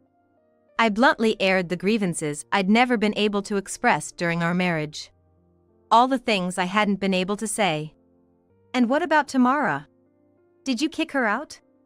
I don't know what happened, but that's a terrible story. Kicking out a pregnant mistress you put in place is despicable. No! The baby in Tamara's belly isn't mine. Besides, she uses pregnancy as an excuse not to do any housework. The house is a mess, and she just sits in front of the TV all day. She ignores my mom's calls for help. She always says she can't do much because she's pregnant, and she's so rude. If I knew this would happen, I would regret divorcing you. You'll come back, right? That's good, right? We were a couple after all. Well, as they say, you write your regrets later. But I was kicked out, remember? And it's really weird and messed up to replace an ex-wife with another. Plus, we're already divorced, and even your mom didn't want an incompetent daughter-in-law, right? She didn't want a wife who couldn't have grandchildren, right? Oh, that was because I got jealous seeing neighbors with grandchildren, and I acted a bit mean. I was out of my mind. Just showing off, you know. What is that? Please take responsibility for what you say. There are people who are hurt by it. You ask for stew then say you want something else? Even children make more reasonable demands. Or are you and Ryan less mature than children? Well, listen to me, Sally. Tamara is really terrible. She's been splurging our savings on designer stuff every day. She only moves between the TV, the bathroom, or shopping. She even sold my mom's jewelry for cash and went crazy with the money. Ryan gestured wildly as he described Tamara's misdeeds. She can't cook, doesn't clean, doesn't think about laundry sorting. Our savings are gone, yet she still goes out to play. I was wrong to drive you out. Please, let me make amends. Your presence was significant. I can't even bring myself to listen to Tamara's actions. Rather, I think to myself, of course. Well, Tamara has always been involved with married men. She's been skilled at that since the old days, almost professional. Well, it's also on Ryan for not noticing that. What do you mean, Sally? What are you saying? Tamara was always switching boyfriends back in our school days, especially good at stealing them from other girls, and she's exactly the type women dislike. Well, I used to hang out with her back in the day, but never thought she'd steal my husband. I spoke of Tamara's past misdeeds as if seizing the moment. She did this and that, stole someone's fiancé, and so on. But all of this is true. I'm not lying or exaggerating. Why didn't you tell me that before? If I knew that, I wouldn't have divorced you. If I had known from the start, no matter if she was pregnant or what, I wouldn't have divorced you. You were also secretly seeing Tamara, right? Tell me, what were you going to do about the baby? Were you going to ignore the child in her belly and live with me? That's the worst. What were you planning to do to that child? Are those really your words? That's because Please, Sally, come back home. You are a competent person. I never thought you were inadequate. Right? So, Feeling like this conversation is going in circles, I ask again. So whose baby is in Tamara's belly? How did you figure out it's not yours? Weren't you too happy together? You could realize it's someone else's baby. How did you know? Look at this. I want you to see this. It's a test result. Ryan pulled out a crumpled paper and laid it on the table. I spread it out. It was a DNA test result. According to the DNA test, the father of Tamara's child isn't Ryan. Huh? What does this mean? The child's DNA resembles Ryan's? What does that mean? I don't understand how to read this. They're not parent and child, but they're similar? Does this mean a close relative is the affair partner? Ryan, explain this. Ryan and his mother looked at each other. They seemed to be choosing their words carefully. I'm not familiar with such test results, so I had Ryan explain. What does this mean? Who is Tamara's affair partner? Obviously, you questioned her with such results, right? What do these test results mean? What's going on? Sally, you know my mom divorced my dad. Of course, I've heard about it since we were dating. Ryan's mother had divorced his father a long time ago. The reason was his father's gambling addiction and the debts that forced her to leave him. Ryan was a teenager going through puberty at the time. But you haven't met your father-in-law since then, right? Why is he coming up in this conversation? Tamara used to go out a lot during her pregnancy. She was having an affair. She was pregnant and still having affairs, so we did a DNA test on the baby after it was born. Then the doctor told us the baby might be my brother. Brother? Wait, what do you mean? My head is spinning. I can't make sense of our family tree. Ryan continued.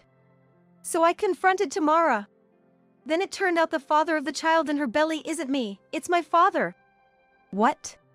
Wait, Tamara's affair partner is your father? How could such a coincidence happen? So this DNA similarity means you and the baby are half-brothers? I looked over the test results again. It seemed too absurd to be true. When I confronted Tamara, my father's name came up, and I checked with him directly. Then he admitted it. My child, no doubt, we've been together for so long. Really, he needs to stop being so reckless with an affair child. So, Tamara was dating my father while unknowingly being married to his son, and on top of that, she was cuckolding, which is just an incredible story. It's like the worst twist of fate. Now I finally understand what you mean by siblings. They're half-siblings after all. I was beyond astonished, utterly dumbfounded. It's like fiction. Perfect as a made-up story. I can't believe this is actually happening. So, what about Tamara? Did you kick her out of the house? She still has a baby, right? Given the circumstances, isn't kicking her out a bit harsh? I unleashed my genuine thoughts. You didn't get her pregnant, but you were in love, right? It could have been your child, right? Shouldn't you be running around making amends too? It's unfair to leave it all on Tamara just because you sowed the seeds. But she doesn't do any housework at all, she dumps it all on my mom. There's a pile of designer stuff at home. Honestly, she's just not a decent woman. On the other hand, Sally, who can do both housework and her job well, is my ideal. I realized you're the one for me. I'll apologize and do anything, so please come back. Don't be stubborn, just come back to me. Ryan pleaded. It felt like he was treating me as a convenience. His mother nodded and trembled, perhaps pretending to cry. But my heart remained unmoved. I followed my heart. But I'm divorced now, so it doesn't concern me. I spoke coldly and firmly, yet Ryan and his mother were persistently nagging. Sally, please come back. I want to do the housework together. I can't do it alone anymore. My body isn't what it used to be, and I don't have a driver's license, so I can't drive. Sally, I finally realized what a wonderful wife you are. Please, I apologize for everything. His mother started to sob. But I'm not naive enough to fall for that act. You prefer Tamara, don't you? That's why I was kicked out. And now you come back to me because of what? How selfish. Well, I do feel some sympathy when I hear that the grandchild turns out to be my son's sibling. But the fact remains that you and Ryan drove me out. Isn't that right? There's no such thing as a wife who can't cook properly. If I rush home because I need to go shopping, I end up not shopping. You're mocking people, and it's nasty, right? Isn't it? So that's, well. Please just go. Don't involve me in your affairs anymore. I really hate you all. You're presumptuous and truly infuriating. I know if I returned home, you'd just boss me around again. It's clear as day. I'm not a maid. Now, please leave. I called my mother from the next room, where she had been quietly listening, and together we kicked Ryan and his mother-in-law out. Even my usually gentle mother was furious. How dare you treat my daughter like this? She will never return to your house again. Don't come here ever again. Next time, I'll call the police. Ryan and his mother scattered like spiders when my mother yelled at them. I thanked my mother. Mom, thank you. You really are dependable. People who don't think of others as humans really are the worst. Dad is decent at least. I hate that kind of behavior. My mother and I entered the house, venting about the in-laws. But it didn't end there. I received a call from an unknown number on my phone. Since Ryan and his mother were just here, I wondered who it could be. Hello? Good evening, is this Sally? Who is this? A man's voice I didn't recognize spoke. When I thought I had no idea who it could be, the man spoke. I'm Ryan's father. Hearing this, I couldn't hide my surprise. Why is he calling me? How does he know my number? Who gave it to him? My mind was filled with question marks. Speaking soothingly, Ryan's father, a stranger to me, began to speak. Hey, do you know where Tamara is? You're Ryan's wife and Tamara's friend, right? Have you been in touch? You know where she is, right? Just tell me a little bit. I'm not in contact with Tamara. I don't know how you got my number, but please leave me alone. I have cut ties with your son. Don't be like that, come on, don't be mean. Just tell me a little bit. She has a child, she can't be alone, right? You'll tell me, won't you? The unnervingly soothing tone in his voice both frightened and alarmed me. Hey, Tamara is at that house, isn't she? Tell me, I'm about to go bankrupt, so just give me the address. I'm coming over now. The eerie voice of my father-in-law sent chills down my spine. Despite it being sudden, his demeanor was intrusive and creepy. This guy seems like the type who could easily become a stalker. If he keeps this up, I won't be able to cope, I need to cut ties immediately. I don't know anything. I am not involved. Don't be like that, don't be mean, my dear Sally. Come on, it's okay. In my mind, I screamed and rejected the clingy father-in-law's requests. He's not here. Don't ever call again. Your son got his wife pregnant and you don't even apologize? Stay out of my life. I hung up the phone abruptly. That was all I could do. It left a bad taste in my mouth. Only a sense of disgust remained. As I was about to block the father-in-law's number on my phone, I received a call from Tamara. I hesitated, but eventually, I answered. Tamara? On the other end, Tamara was sobbing. Tamara? Why was my partner Ryan's father? You knew, didn't you? Why didn't you tell me? It was an incredibly selfish statement. Even I was taken aback. Listen, I didn't know, okay? You get involved with someone else's husband and don't apologize? Isn't that too much? I'm divorced, why don't you discuss it with Ryan? You liar! I thought you had no friends, so I befriended you. If it weren't for me, you'd be all alone by now. I helped you get this far. Her words seemed delusional to me, and I was even more repulsed. Hey, what should I do? The baby's already born, and I have no one else to rely on. We're friends, right? Important friends. Well, I guess I'm not your friend anymore then. What? Huh? What? I have my own place and other friends. I don't need a delusional woman who thinks she has no one else. Don't ever call me again. You're like a thief cat. And yeah, there are plenty of people who dislike you, so have a great life making enemies everywhere. Please, don't abandon me. I've been disowned by my own family, and I really don't know how to raise this child. If there's something you don't like about me, just say it. I'll fix it, really.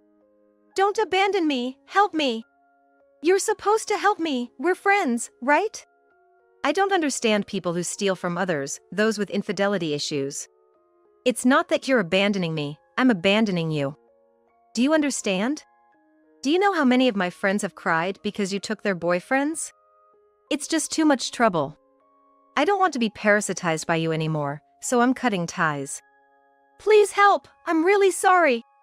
I won't be selfish anymore, so don't abandon me.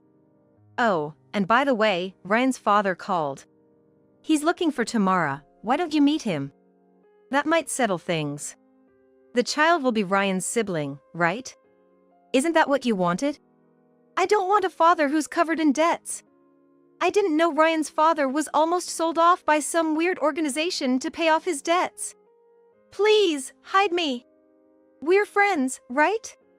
I felt no need to be further troubled by Tamara's selfishness. Even a 5-year-old would have more reasonable demands than Tamara, who, despite her age, doesn't make any sense. Okay, I'm going to hang up now. Take care. Please. If you hang up now, I'll go to your parents' house. That was clearly a threat. It was such a cowardly tactic that I even lost my temper. You wouldn't dare, would you? But if you cut ties, then at your parents' house. I could sue you for damages, you know. What? Because you slept with someone else's husband. Enough with your threats, if you come to my house, I'll sue you for damages. Make sure you never come. You understand what this means, right? Don't be so mean, help me. Feeling that there was no end to this, I hung up on Tamara. I don't feel like I've lost a friend. Rather, I was relieved to have shaken off her grasping hands. In reality, there are many women who despise and consider Tamara an enemy. Unaware of this, Tamara is too childish, and her adult appearance belies a juvenile mind, which makes me not want to talk to her. After that, I became a free woman. Since then, I have not received any contact from Ryan, his mother, his father, or Tamara. Are you a full-time employee? Yes, that's right, I'd really like you to work for us. It was a sudden offer. Having worked as a part-time employee at a cosmetics company, where I was recognized for my excellence, they now wanted me to be a full-time employee. I have qualifications from a makeup and beauty school, making me an invaluable asset to the cosmetics company. I decided to work as a full-time employee at the cosmetics company. I'm not that young, but I'm certainly not too old either. For my future life, it's time to forget the past and start anew. I was assigned to the product development department. I continuously proposed and developed makeup and beauty products, which have now become a huge hit under the name Sally. These products are especially popular among students and young professionals interested in makeup. Sometimes, I go out to the makeup sites to conduct research. I study the trends and develop products that catch the wave of the current fashion. Riding the wave of the times, I fully utilized my knowledge. Since then, I haven't been in contact with Ryan, his mother, his father, or Tamara. I don't know what happened to them afterward.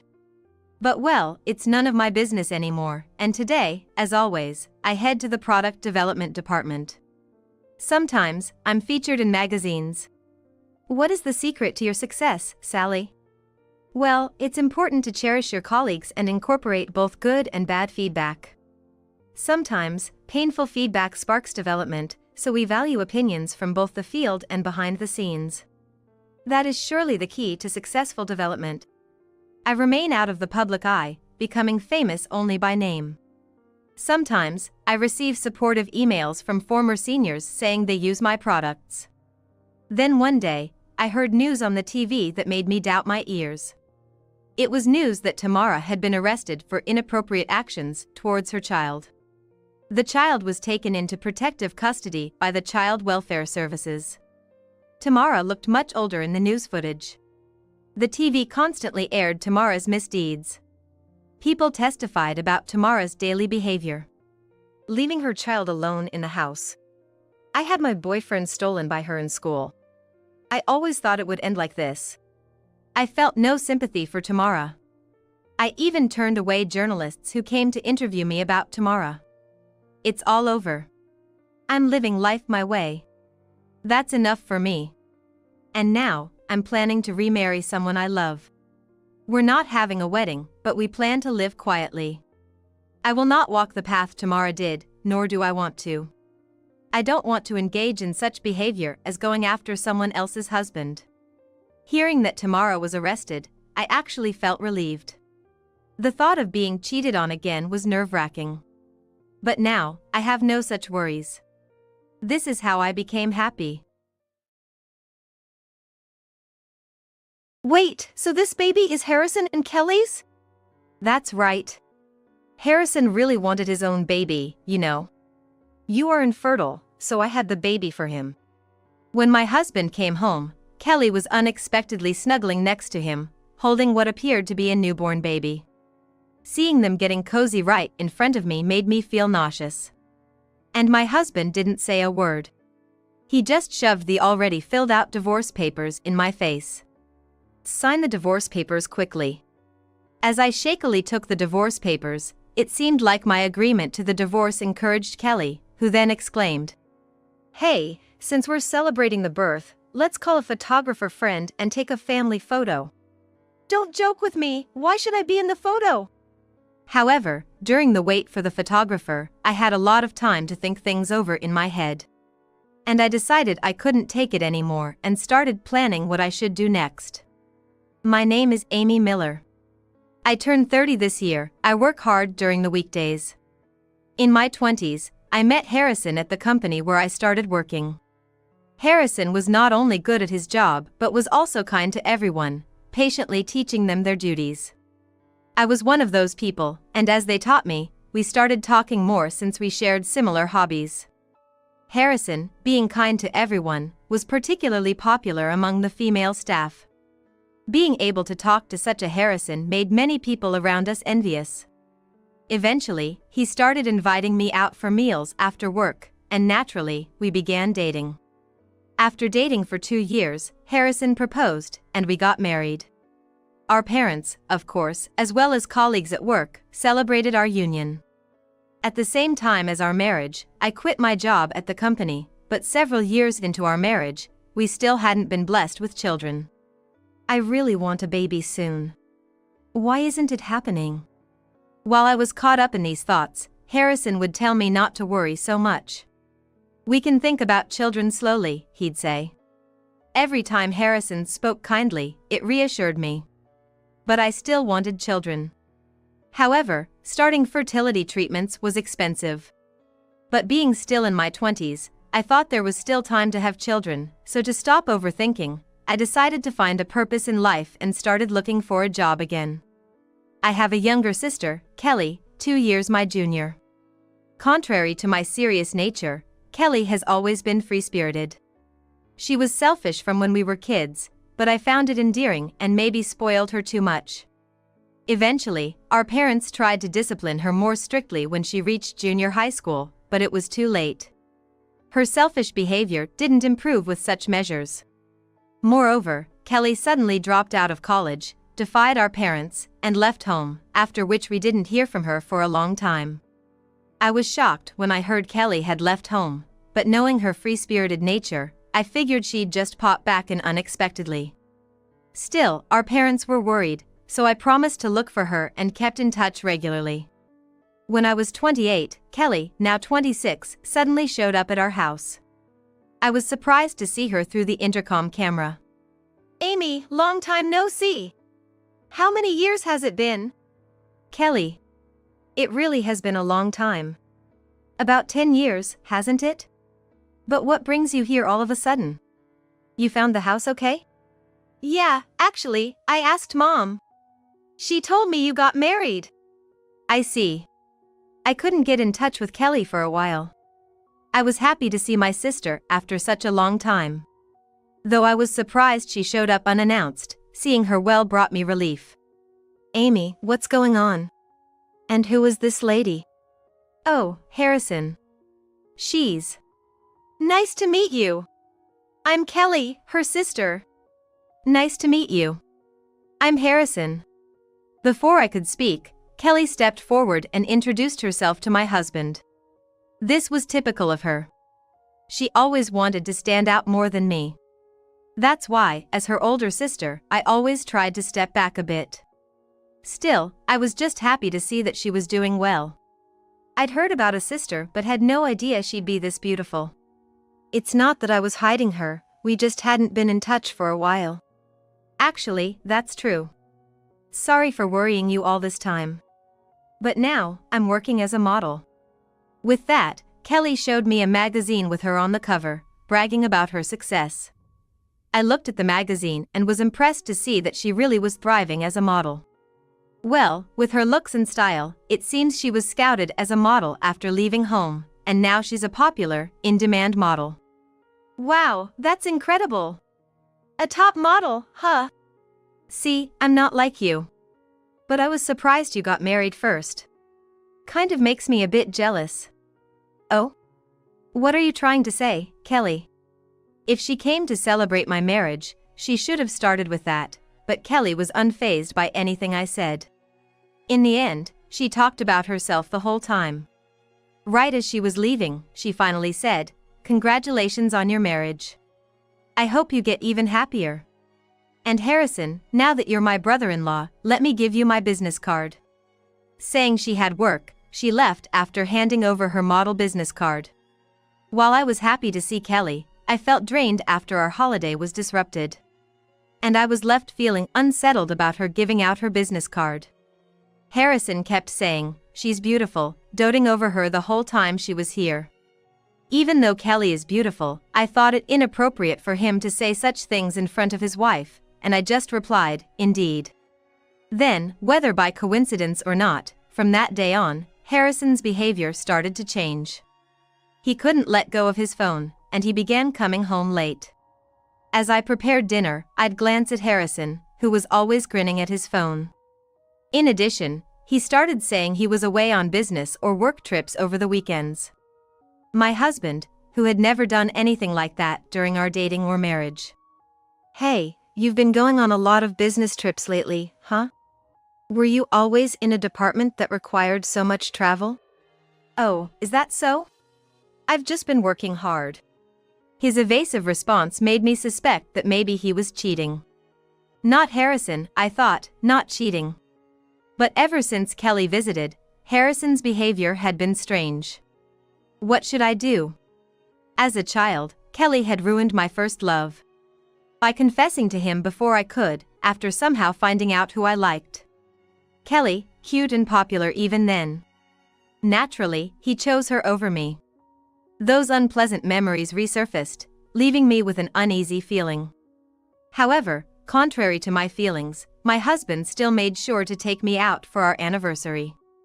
He also bought me gifts for my birthday and other special days we celebrated together. His actions seemed to show he cared a lot about me, making it hard for me to confront him about the potential cheating. I just couldn't bring myself to ask Harrison anything. But thinking about everything, it just didn't add up. What should I do? I found myself constantly thinking about this while working and doing housework. 2 years passed in this way. During these 2 years, my husband indeed came home later than usual. He also spent most weekends out, increasingly spending less time with me. However, he did make an effort to carve out time for me regularly, perhaps to avoid upsetting me. One day, when I had a day off from work and was relaxing at home, my husband called me. Huh? It was unusual for him to call during his lunch break.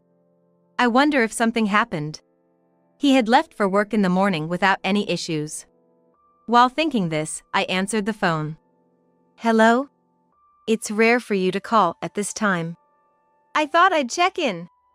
But listen, Amy, you're gonna be surprised. I listened intently to my husband's excited voice. Then, he happily announced that he had been promoted to manager. Really? Yeah. All my hard work has finally paid off. Congratulations. I'm so happy for you. I was genuinely happy that his efforts at work had been recognized. He had always been dedicated to his job, and it was great to see his achievements acknowledged. A thought suddenly occurred to me. How about we throw a party for two tonight to celebrate Harrison's promotion? Oh, I like that idea. It's a special occasion. I'll go all out and cook something delicious. My husband readily agreed to my suggestion. Yeah, it must have been all in my head. Harrison always makes time for just the two of us. I thought to myself and decided to cook his favorite dishes today. I never skimp on cooking, but tonight I plan to make it extra special. That night, as promised, my husband came home earlier than usual. However, strangely, Kelly was right there beside him. Moreover, after not seeing her for a while, she was holding a baby that looked newly born. Kelly's child? When did she get married, or have a child? Confused, I couldn't quite grasp what was happening as I spoke. It's been a while. What's this about? Kelly's baby? Yeah, that's right. Isn't she cute? I was shocked by Kelly's sudden announcement of giving birth when he added, actually, it started right after the first time Kelly visited.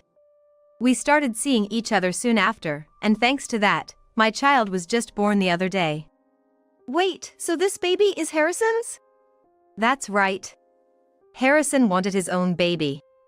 You know, you're infertile. He chose me because I'm more beautiful than you. That's right. Unlike Amy, Kelly is pretty and charming. Come on, Harrison. Of course I am. Watching them being affectionate in front of me, I felt nauseous. On top of that, the shocking truth revealed by my husband and sister left me feeling like everything was going dark.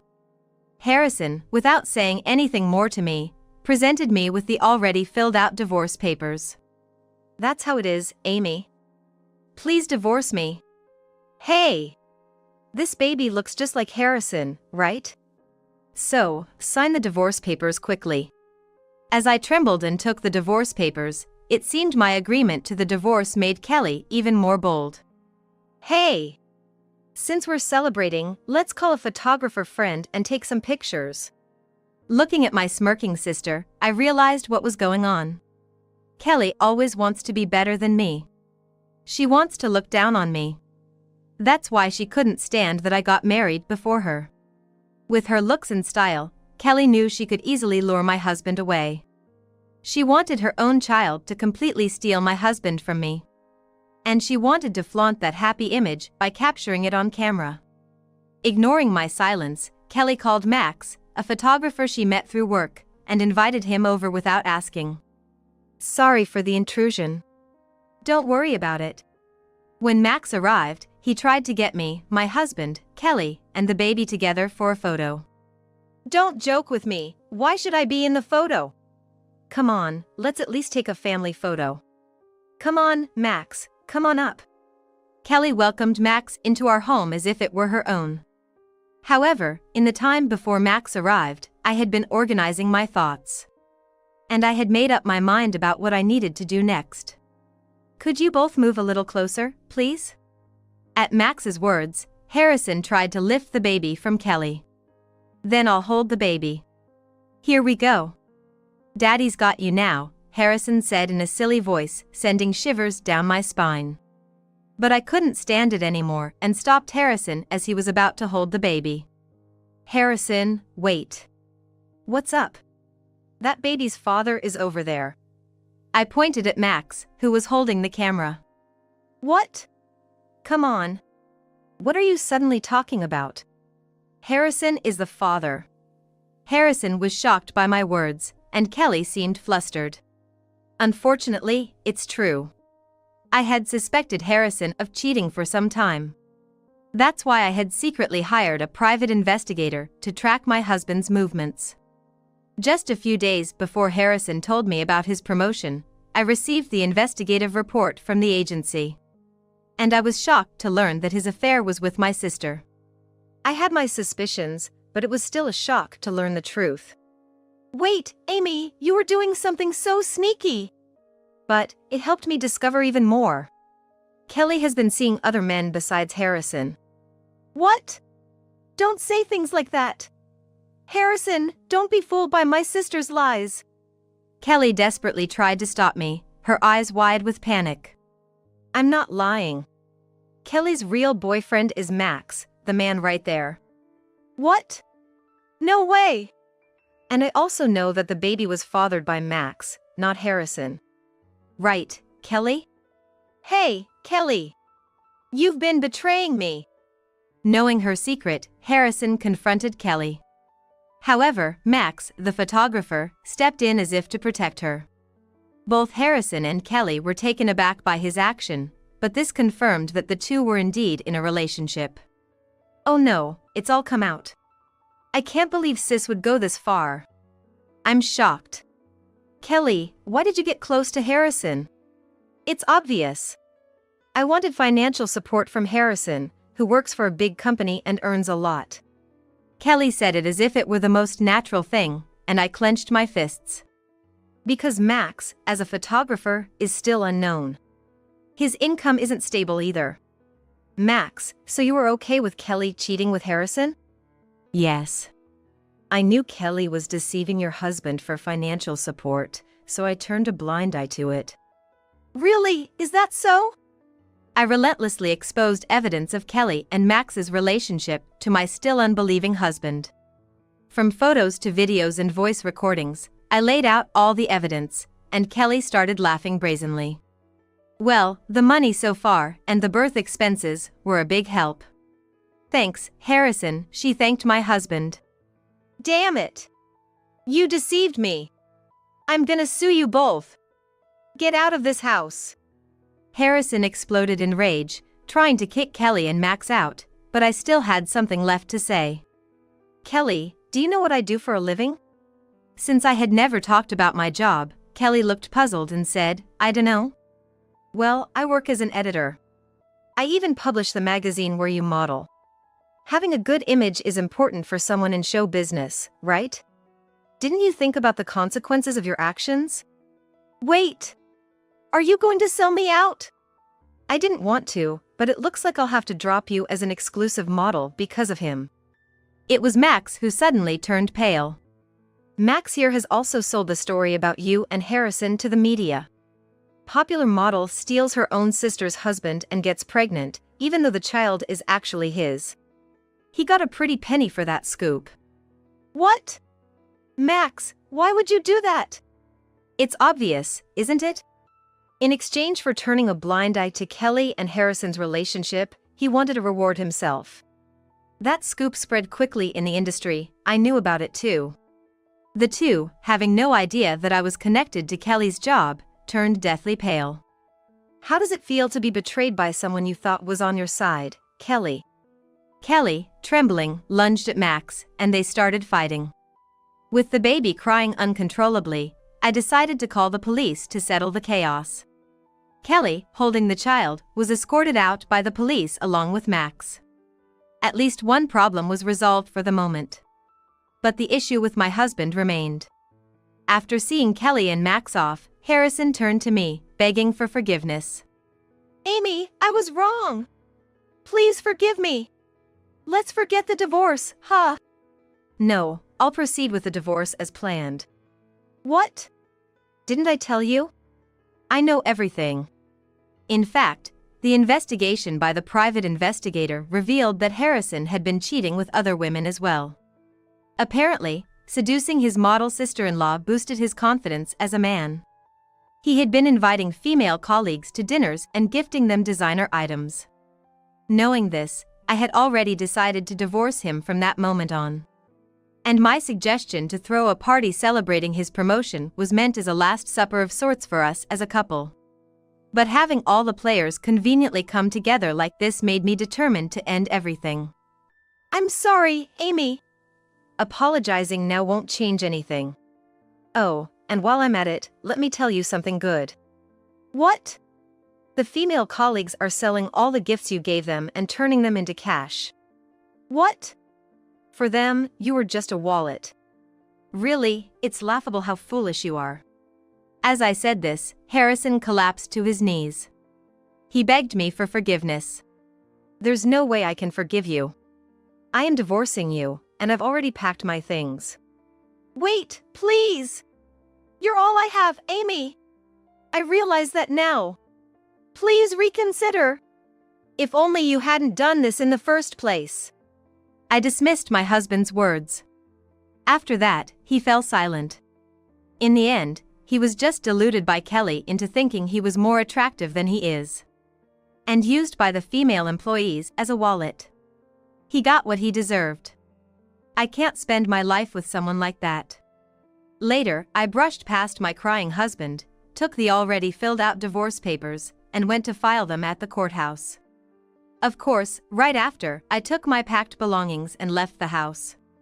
I moved into a house I had already arranged. This is the location of which only my parents know. I've made them promise not to give out my location even if Harrison or Kelly should ask. After the divorce, Harrison realized he had been deceived and demanded his money back from the female colleagues. But they called him a stalker and filed a collective complaint against him at work.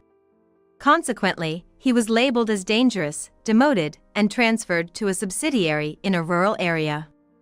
As for Kelly, she was blackballed from the industry after the scandal and reverted to being just an ordinary person. Apparently, her body changed after giving birth, making it hard to maintain her figure. She deteriorated in appearance. She dove into the nightlife but kept causing trouble by getting involved with senior clients, leading to a series of firings. With no demand, her income plummeted. Meanwhile, Max left Kelly and the child as if to say, when the money goes, so does the love. Since Max is also the father, Kelly tried to claim child support, but Max's whereabouts were untraceable, leaving her financial situation dire. Unable to work as a model and without child support, Kelly struggled as a single mother, working day and night. However, she couldn't leave her child alone while working. Reluctantly, she asked her parents, who she had long disliked, to take care of the child. The parents agreed, seeing no fault in the newborn, and have been happily taking care of their grandchild. I recently heard from them that they are enjoying their time with their first grandchild. As for me, my work, which I do as a life's passion, has been highly regarded at the head office. There's talk of a promotion, and I was nominated for a position I had hoped for. Currently, I am deepening my relationship with an older man who has been advising me on work matters. We share not only professional advice but also discuss life values and future dreams, building a deep trust. Leveraging my past experiences, I've decided to value myself more and enrich both my professional and personal life. This positive decision marks a new beginning for me.